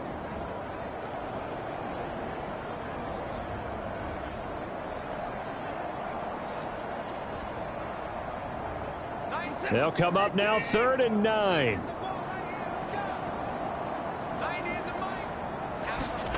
Here's Watson. He'll get that complete to Parkinson. And he is going to have a Seahawks first down as they're able to get the 3rd down conversion. You often hear the phrase sure-handed tight ends, and he certainly fits into that category. Plus, he's got a quarterback who knows to look his way when they need a big pickup. And on this play, he finds it for the first down.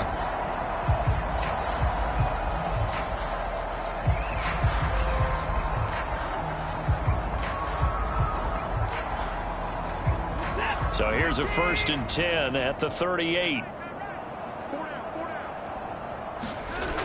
Now it's Watson. And complete to Smith-Njigba. And he's tackled a yard short of the marker.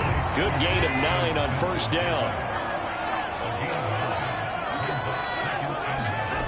Here's Watson now on 2nd down. And that is incomplete. A lot of force bearing down on him there. He could not hang on. It's 3rd down. Some of the fans here don't seem too happy about what we've seen in this first half. No, not at all, and I understand why. They've looked lethargic, out of sync, and it shows on the scoreboard.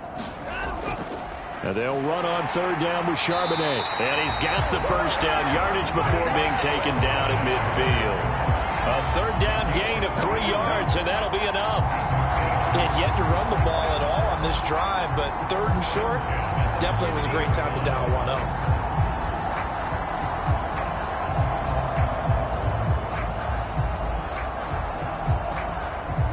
This offense finding its legs now. Here's another 1st and 10. From the 50, it's Watson. That's into the hands of Parkinson, the tight end. And he's got a first down there after a gain of about 12 as the clock will stop right now for the 2-minute warning. They pick up 12 on the play there, and they move the chains.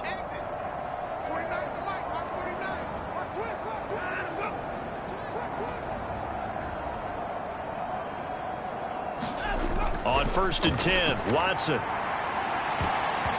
Now a quick throw there, but it's going to be incomplete. After the incomplete pass, here now is 2nd and 10. Throwing again is Watson. And his throw's going to be incomplete. This offense was on the move. Now 2 straight incompletions have them looking at 3rd and 10. Watson looks to throw again. He's got the first down and more. And he'll be taken down at the 26. 11 more yards there. This methodical drive continues. And that's well executed there on 3rd down. And I love the confidence that they had to let their tight end try and find some space in the middle of the field, right in their quarterback's line of vision. And QBs love to make that easy throw, and they hooked up there for a first down. On 1st down, it's Watson. Over the middle, finding Smith and Jigba. They get him to the ground right on the cusp of the red zone after a pickup of 5 or 6.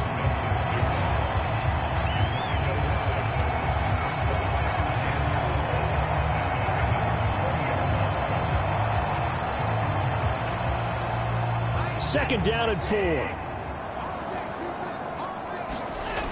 A shotgun snap for Watson. Firing quickly here, and that's complete. Only able to gain a couple there. And now that sets up 3rd and 2. Now the Seahawks going to use the first of their timeouts as the clock will stop with 55 seconds to go until halftime. 3rd and 2. They'll look to throw again. And that's knocked away and incomplete. That's not the first time they've gone his way on this drive, and they were obviously keyed into him because they were there to help break that pass up.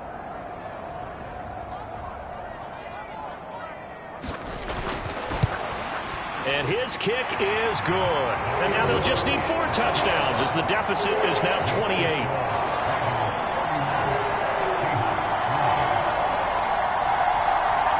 Well, still trailing here, but they do get the late field goal. Now their defense will try to keep this score right where it is heading into the locker room.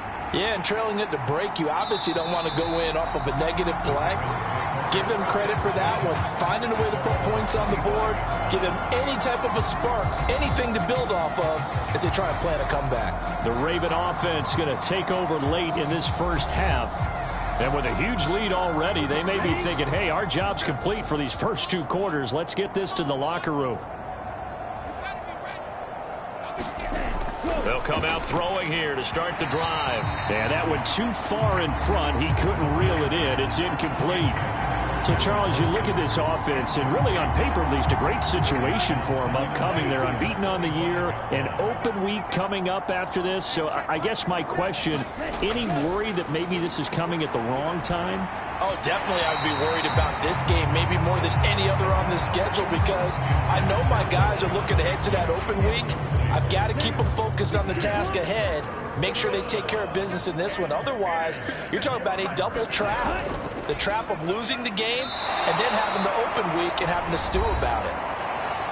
Now the Seahawks call the second of their 3 timeouts as they stop it here with just under 40 ticks to go in this first half. He was only asked to punt once in the victory last week as he sends this one away. Fielded just inside the 20. That's a 49-yard punt, 8 though on the return. And it'll be Seahawk football, 1st and 10. The Seahawks going to take over now late in this first half. Things for them, just to put it bluntly, man, it has been tough sledding here in the first half, facing that big deficit. The clock is dwindling now. Maybe if they can get something on the board here before intermission, they'll have at least a little momentum heading into the second half. And that'll be off the mark, too far out in front, and it's incomplete. Throwing again on 2nd and 10, Watson. And this time he's got the hook up. It's complete. And he's out of bounds, able to take this one up to the 35. They need 2. Here's 3rd down. Back to throw. Watson. Work in the middle of the field, and he's got a man complete. Now the Seahawks forced to use their 3rd and final timeout as the clock will stop with 20 seconds to go in the first half. Now he'll dump it underneath to his running back, complete. And he'll be taken down across the 50 at the 45 in enemy territory. And his throw's going to be incomplete. So we have reached halftime here with the visiting Ravens out in front. As we'll send you eastward to Orlando. Standing by with that EA Sports halftime report now is Jonathan Coachman. Take it away, Coach. Okay, Brandon, thanks very much. We'll get back to you and CD in a minute. First, it's time to take a look at what we've got coming your way this weekend in the NFL. Some good-looking matchups on your screen there. One of the best, yeah, I'll say it, it's in Cleveland. A big test there for the Browns as they'll square off against the Cincinnati Bengals. Good games in the late afternoon as well, one being out in Santa Clara, where it'll be the 49ers taking on the Arizona Cardinals. And then finally, a good one on Monday Night Football between the Indianapolis Colts and the Buffalo Bills.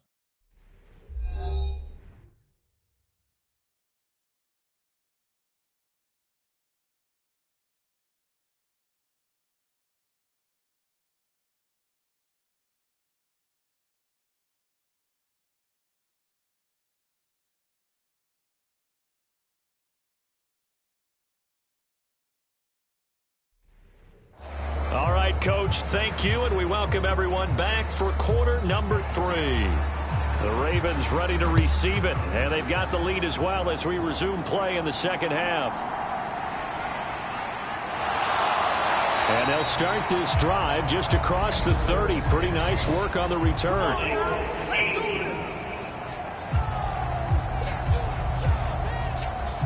So holding will scratch off some of that return. And I know fans get frustrated when they see penalties of this sort on kick returns, but it is difficult to do it right against these moving targets at full speed. Hard to do. And he'll get this one way up just shy of the 45-yard line. Fresh out of the locker room, they hit him with a gain of over 20. Well, those backups on the sideline, they got to be eagerly anticipating the fourth quarter upcoming. Look at the size of the lead, how they're moving the football. This defense really struggling and giving up plays like we just saw. Yeah, Stars have certainly done all they've needed to in this one, haven't they? But my question is, will he be able to resist the urge to continue to run things up a bit and get his main guys a few bonus stats before he calls them off the field?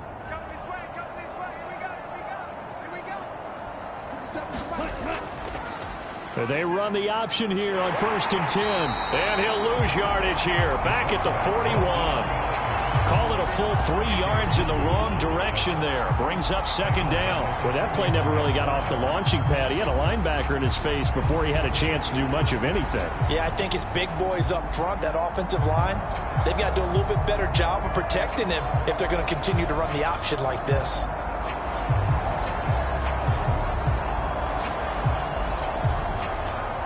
After the loss, they'll come up 2nd and 13.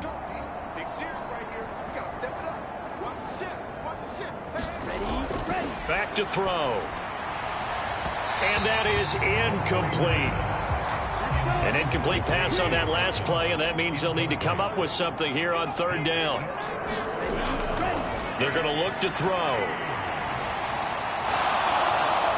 And he'll take this to the 47, but no further, as they get him down well short of the line to gain. Decent gain on the scramble to 6, but now it's 4th. Nice call on defense, rolling out the nickel package for that big 3rd down play, and they did an excellent job locking down coverage and forcing him to try and run for it, and he doesn't get there, which brings up a big 4th down call.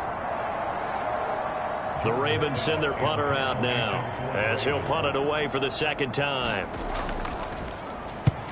He'll get off a fairly short kick here as this is toward the sideline. And the punt over the side in the air, and the spot will be inside the 35. Now we'll see what this Seahawks offense has in store with their first possession of the second half.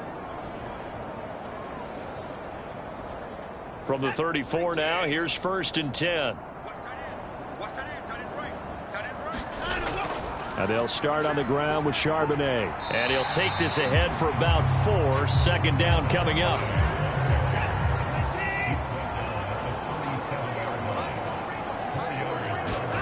Watson now to throw. And for a 3rd time tonight, he's intercepted. Picked off by David Ojabo. And he will bring this back. It's a pick six and a Raven touchdown. And, Charles, for this offense, those interception woes they kind of had in the first half have now followed them into the second half. And for this defense, they take advantage, turn that into a pick six. And that defense is in a spot now where they're thinking about ways to close this game out. And as confidently as they've been playing, I expect them to do exactly that.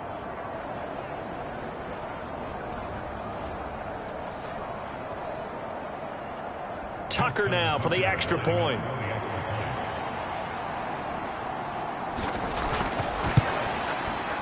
And he's been a busy man, 5 for 5 now as he knocks another one through to extend the lead.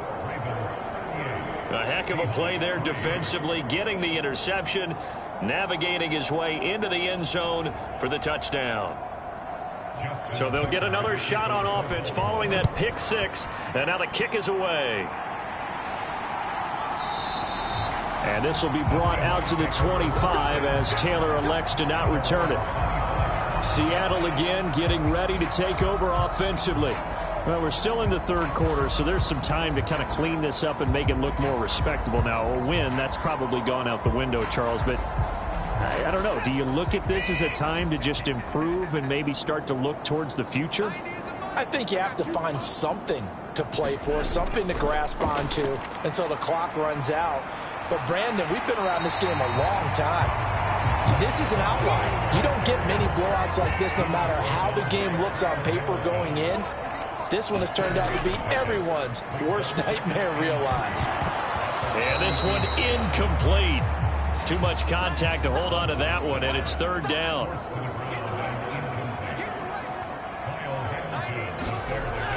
Out of the gun, Watson able to find the open man. That's complete. And he is going to have a Seahawks first down, and he was able to get it by play. A gain of 8 on 3rd and 3. Well, we use the term pitch and catch a lot to denote an easy completion. We just saw one right there on 3rd and 3 to pick up the first down. Why are those so tough to defend? Just because they hit so quickly? Yeah, it's all about timing and confidence. Quarterback sees it, rips it, there you go.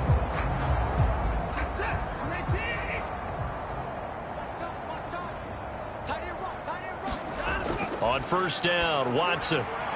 It's a short one here, complete to the tight end. And he'll be stopped right at midfield.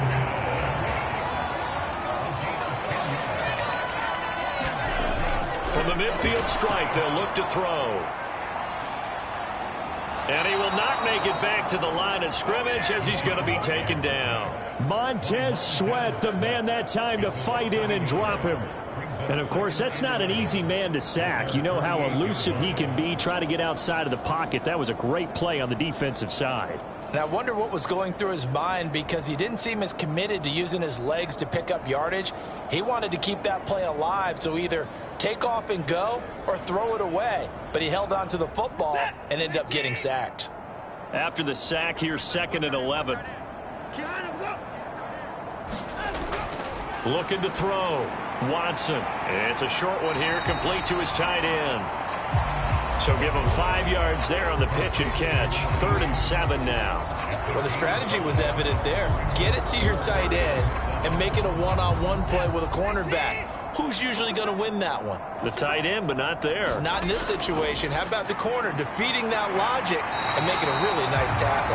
And he is going to have a Seahawks first down as they're able to get the 3rd down conversion. Many different ways to create space, but on that play, he did it with that big, wide body of his. Didn't get a whole lot of yardage on the play, but it did what it was supposed to. Pick up a first down.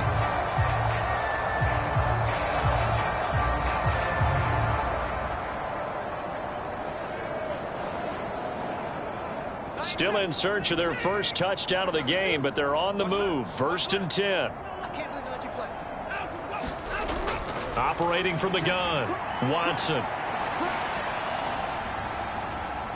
And the stop here will come at the 38-yard line. Give him a couple on the scramble. It's 2nd down.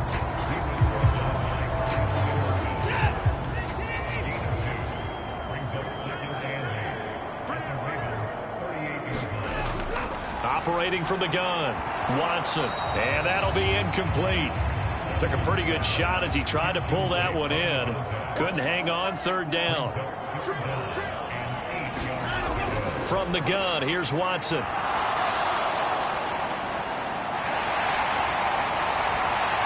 And he's going to be taken down with the first down at the Ravens' 19. A third down gain of 19. He's been making himself a weapon as a runner, and the results, they've been welcomed by his offense. My question is about the defense we're watching right now, partner. Even after he got him with a scramble earlier this drive, they still aren't devoting enough attention to him. I would expect that after that carry, they'll do a much better job going forward, spying on him on passing downs. So here's a 1st and 10 now, down inside the 20. From the red zone now, Watson. And this will be incomplete. Physical play on the football there, and it's 2nd down.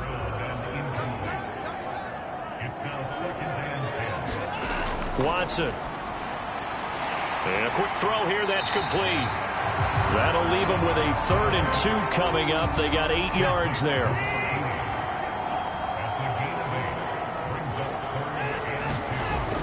Back to throw.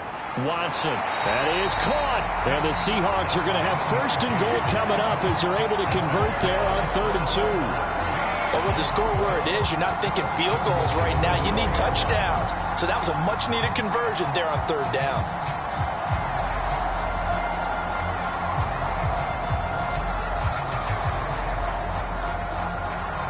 So another 3rd down conversion, and now they've got a 1st and goal. Again, it's Watson.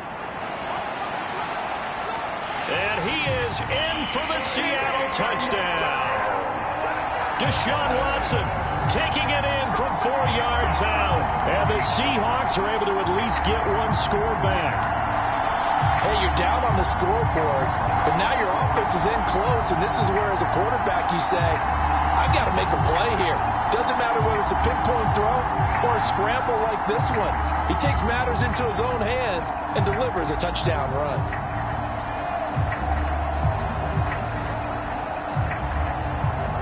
Extra point attempt to follow here.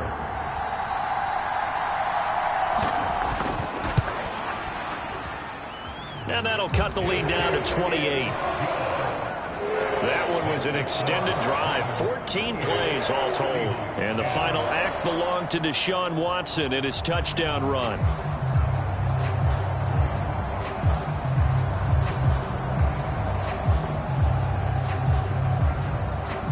The kickoff team on the field now as they will send this one away.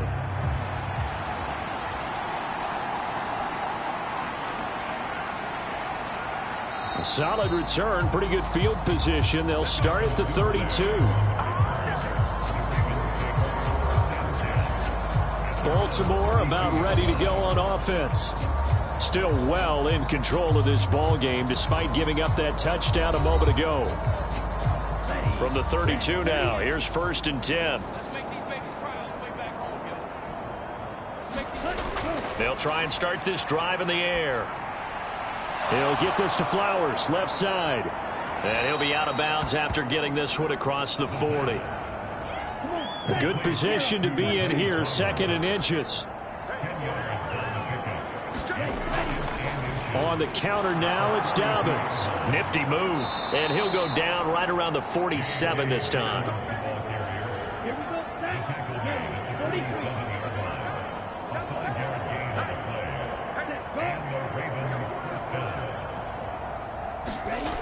They'll look to throw now on 1st down. That's caught. It's Flowers. And they'll get him down as he's inside the 40. So 1st and 10, and if they score on this drive, might have to start digging in our second half blowout material.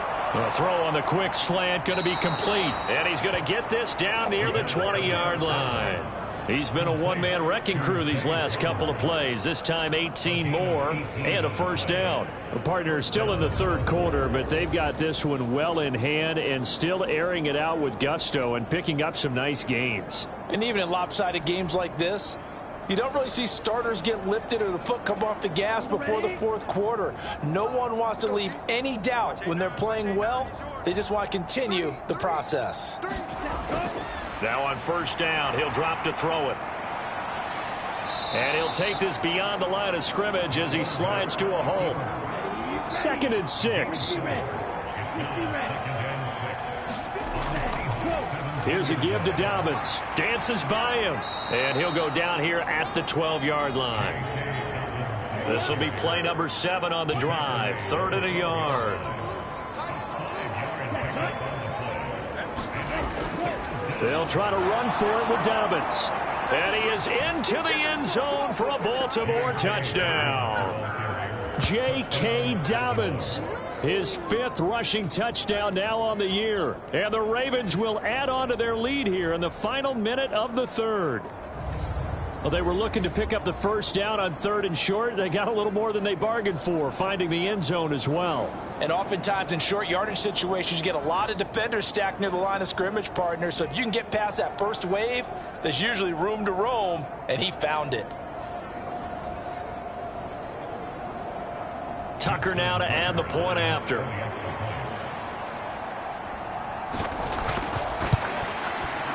And the lead grows even larger here in the 3rd quarter. So this drive spans 7 plays. And it's finished off by a touchdown run from J.K. Dobbins.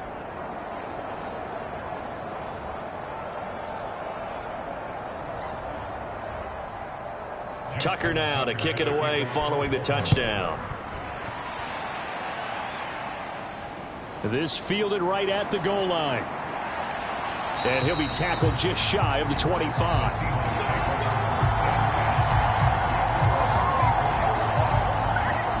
The Seattle now ready to march onto the field. Well, this has been a tough one for them, Charles. They've struggled really on both sides of the football. And one thing that's really plagued them, the turnovers. They've had issues keeping the football in their possession. And every game that's ever been played, all coaches talk about taking care of the football and limiting turnovers. And in this one, after we saw that first turnover, we worried that things would snowball, and it certainly did, especially on the scoreboard. Blowing that play up, Roquan Smith as he gets the sack. So if we recount real quick, he had the touchdown earlier, and now he comes up with the sack here. No doubt about it, he's having himself a game.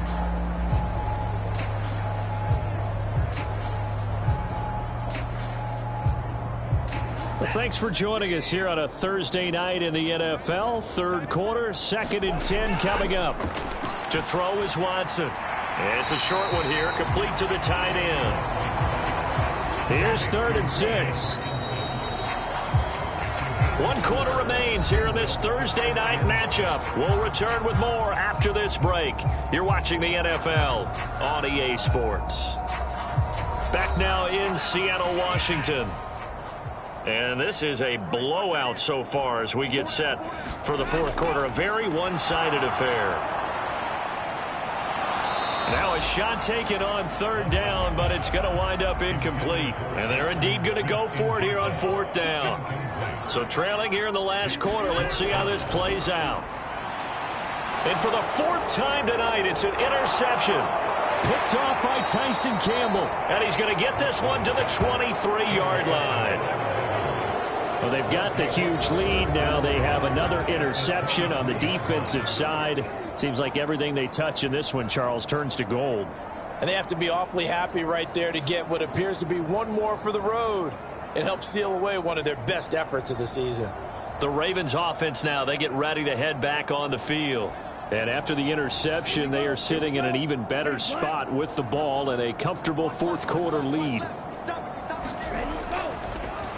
They'll run. It's Dobbins. Looking for a seam, but finding none. He'll get back to the line of scrimmage, and that's it. Historically, this is such a tough, loud venue, but you can hear a pin drop right now. A lot of fans long gone, not used to seeing a lopsided score like this. Now a toss left side into the hands of his tight end, and they'll get this down to the 10. The pickup goes for 13 and sets him up 1st and goal.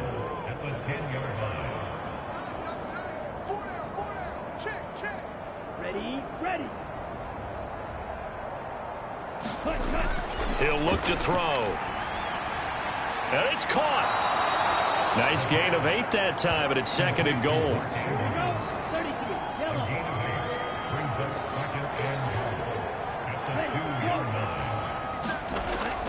They'll try to run with Dobbins. And he'll get in. Touchdown, Baltimore. Baltimore, J.K. Dobbins with his second TD of the game, his 6th on the year.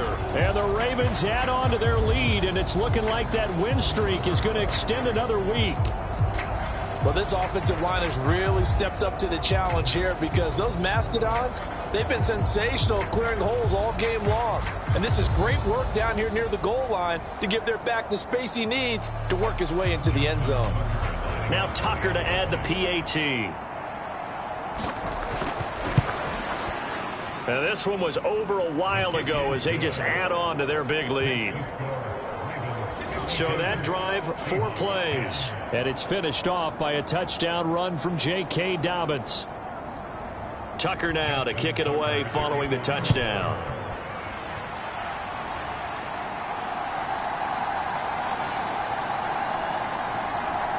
And it's a pretty good return here as he'll get this up to the 29.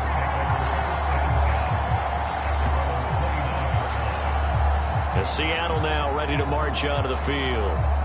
Well, I think that the folks here had hoped that maybe this home atmosphere would carry their guys to a surprise victory, but it does not appear that that's going to be the case. Just too much to handle on the other side in this one.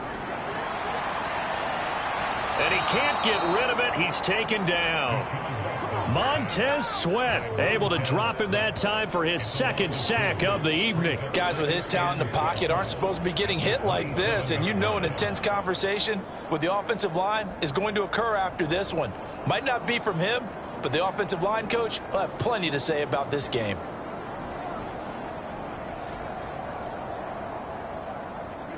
Now following the sack, they'll come up here on a 2nd down and 12. Here's Watson. A quick throw there is incomplete. An incomplete pass on that last play, and that means they'll need to come up with something here on 3rd down. Looking to throw. Watson. It's a short one here, complete to his tight end. And this one goes nowhere. Losing yardage back at the 22. So they'll wind up losing 5 yards on the play, and it'll be 4th down. When you lose that kind of yardage on a pass play, you often expect it to be a sack. But that wasn't the case there. They completed the pass. Probably would have been better off just dropping the football and making an incompletion as opposed to catching it and losing that kind of yardage. The Seahawks send out their punter as the drive goes backwards, so he's on to punt it away.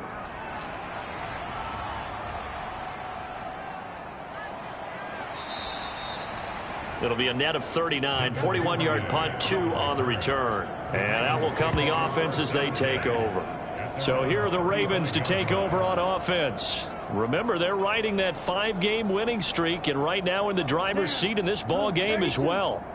They've got good starting field position as they come up here 1st and 10 at their 35-yard line. And he'll be brought down right at the 45-yard line. They still need about the length of the football here, maybe a little less as they come up on 2nd and inches. The play-action fake. They'll look to throw. Pressure comes. He's taken down by the Seahawk defense. Multiple players getting home for the 1-yard sack. Now, you've been around me a long time now. You know on 2nd and inches, I love it when teams are aggressive and take a shot, but we just saw the downside to being that aggressive, didn't we? Now you've given up on a pretty likely 1st down if they had run the football, and they need to come up with something here on 3rd.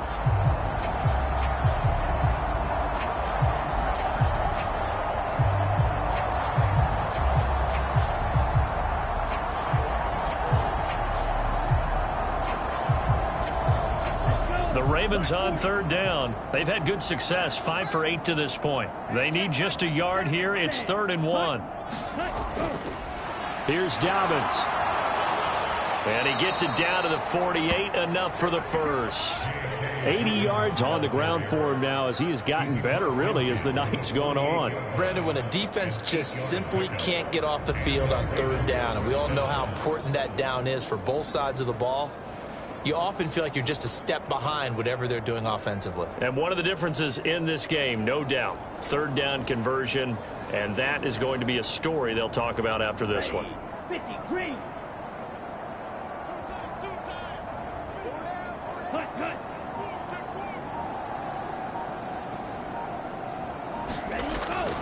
Right back to Dobbins on first. And he'll be taken down right around the 41-yard line. From the 41, here's 2nd and 3.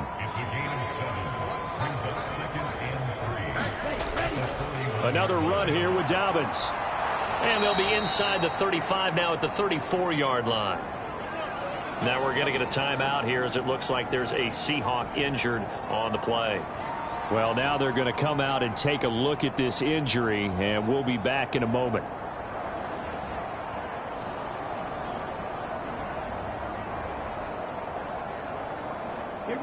From the 34 now, here's 1st and 10. 57, Mike, 57.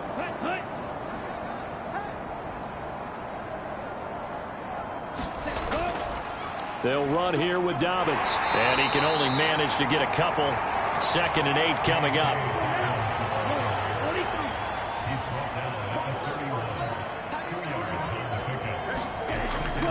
A give up the middle to Dobbins. And still about 3 yards shy of a first as the 4-yard pickup brings it to 3rd down.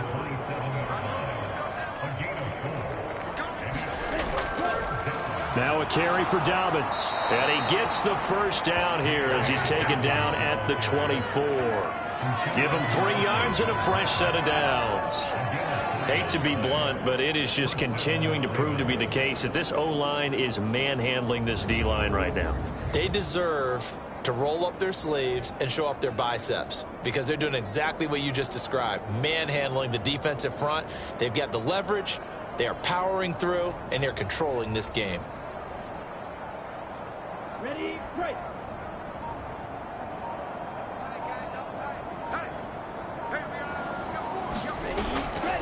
Now Dobbins. And he'll maneuver his way forward for about 4.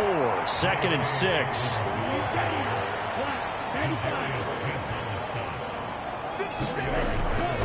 A give up the middle to Gibson. And he's only going to get a yard from the 20 to the 19. What a luxury to have a guy like this who can not only spell your starter, but can come in and keep drives going. Already a pair of 3rd down conversions for them on this drive, but right now they need 5 yards on this 3rd down try. They'll run up the gut with Dobbins. And I don't think he got there, no. He's short by maybe a foot, maybe. Call it 4th and inches. I think we all suspected that they were going back to him after he found the end zone on his last carry, and they kept the positive momentum going there. Another nice run by him.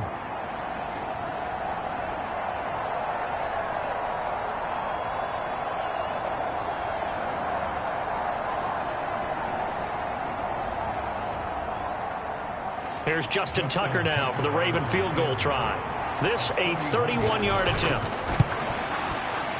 Tucker's kick is good, and that will extend their lead even further.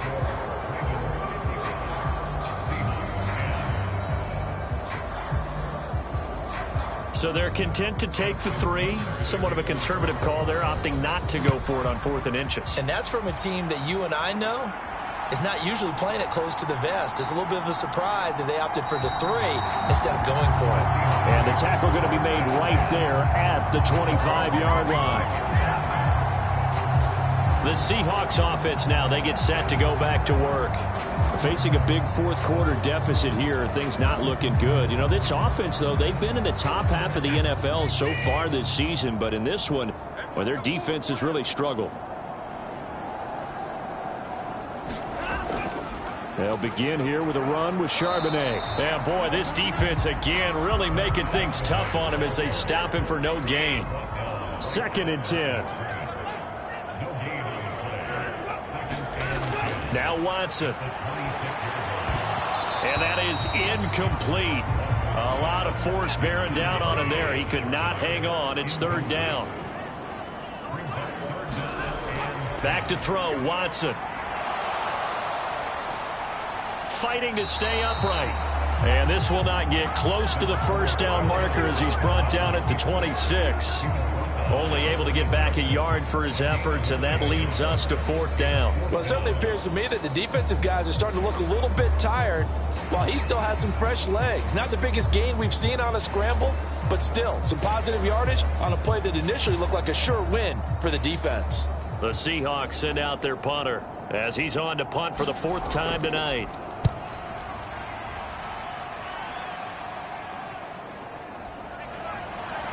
And he's able to get this one up to his 30 before he's out of bounds. It'll be a net of 40 yards following a punt of 44. And we have reached the 2-minute warning.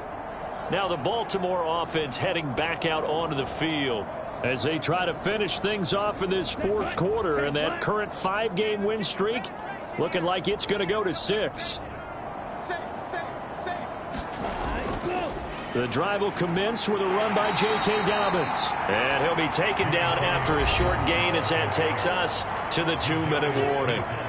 Give him 3 on 1st down. It'll set up a 2nd and 7.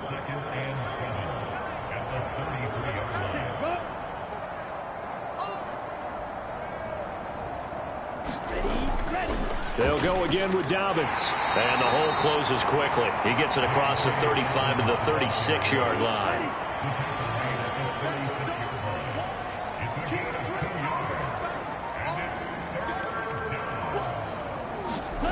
He'll look to throw.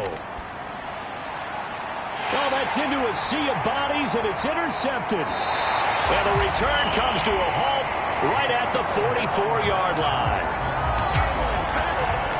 Now they get a 4th quarter pick. A little something to hang their hat on, I guess. Okay, so let's face it, though. Who's happy about this play? Fantasy guys, right? Yeah. The analytics will tell you one thing or another. That's a bad play on one hand, a good play on the other, but it's all about the fantasy points here. Yeah, because this ball game is over. The Seattle offense now set to come back out on the field. CD, it's all window dressing at this point. I mean, the best they can do is end the game with a nice drive to maybe build some momentum to move forward into their next contest. Yeah, and with how lopsided this game has been, even one score might not do a lot of cosmetic good on the scoreboard, partner, because it's just about looking forward at this point. Get a touchdown here, give yourself some positive momentum and reps to focus on when you get back to practice in the next couple of days. And that's going to be incomplete. Too tough to hold on to that one. It's 2nd down. Back to throw. Watson. And he'll be hit as he releases it, and that'll fall incomplete. So back-to-back incompletions, and that has him staring at a 3rd and 10. To the air yet again, Watson. And that is incomplete. Oh, he had a defender right there with him to force that to the ground. And 4th down now coming up.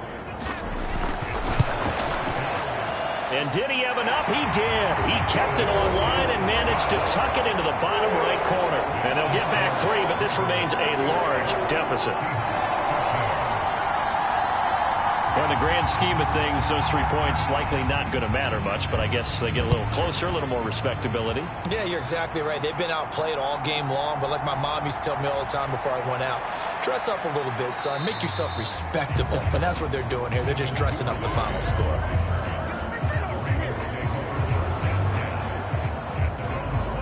Baltimore's offense set for this next possession.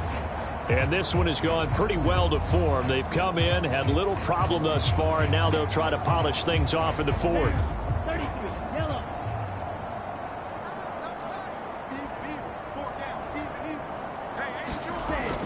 They'll start on the ground with Dobbins. And he powers his way up past the 30. Now 2nd and 5.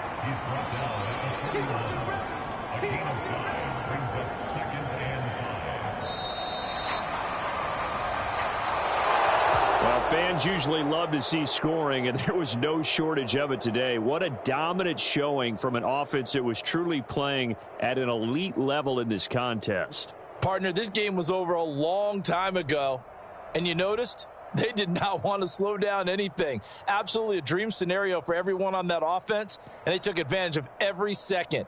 Guaranteed popcorn for everyone in their film session. So for Baltimore, they remain as hot as anyone, 6-0 now through the first month and a half. And they'll be able to enjoy this one through the bye week before they get back at it again. Meanwhile, for the Seahawks, the losses are piling up as they drop to 1-5 now. And they'll get a chance to redeem themselves at home next week. I'm Brandon Gaudin. Certainly have to thank Charles Davis, my broadcast partner, and our entire crew. We'll catch you next time right here. It's the NFL on EA Sports.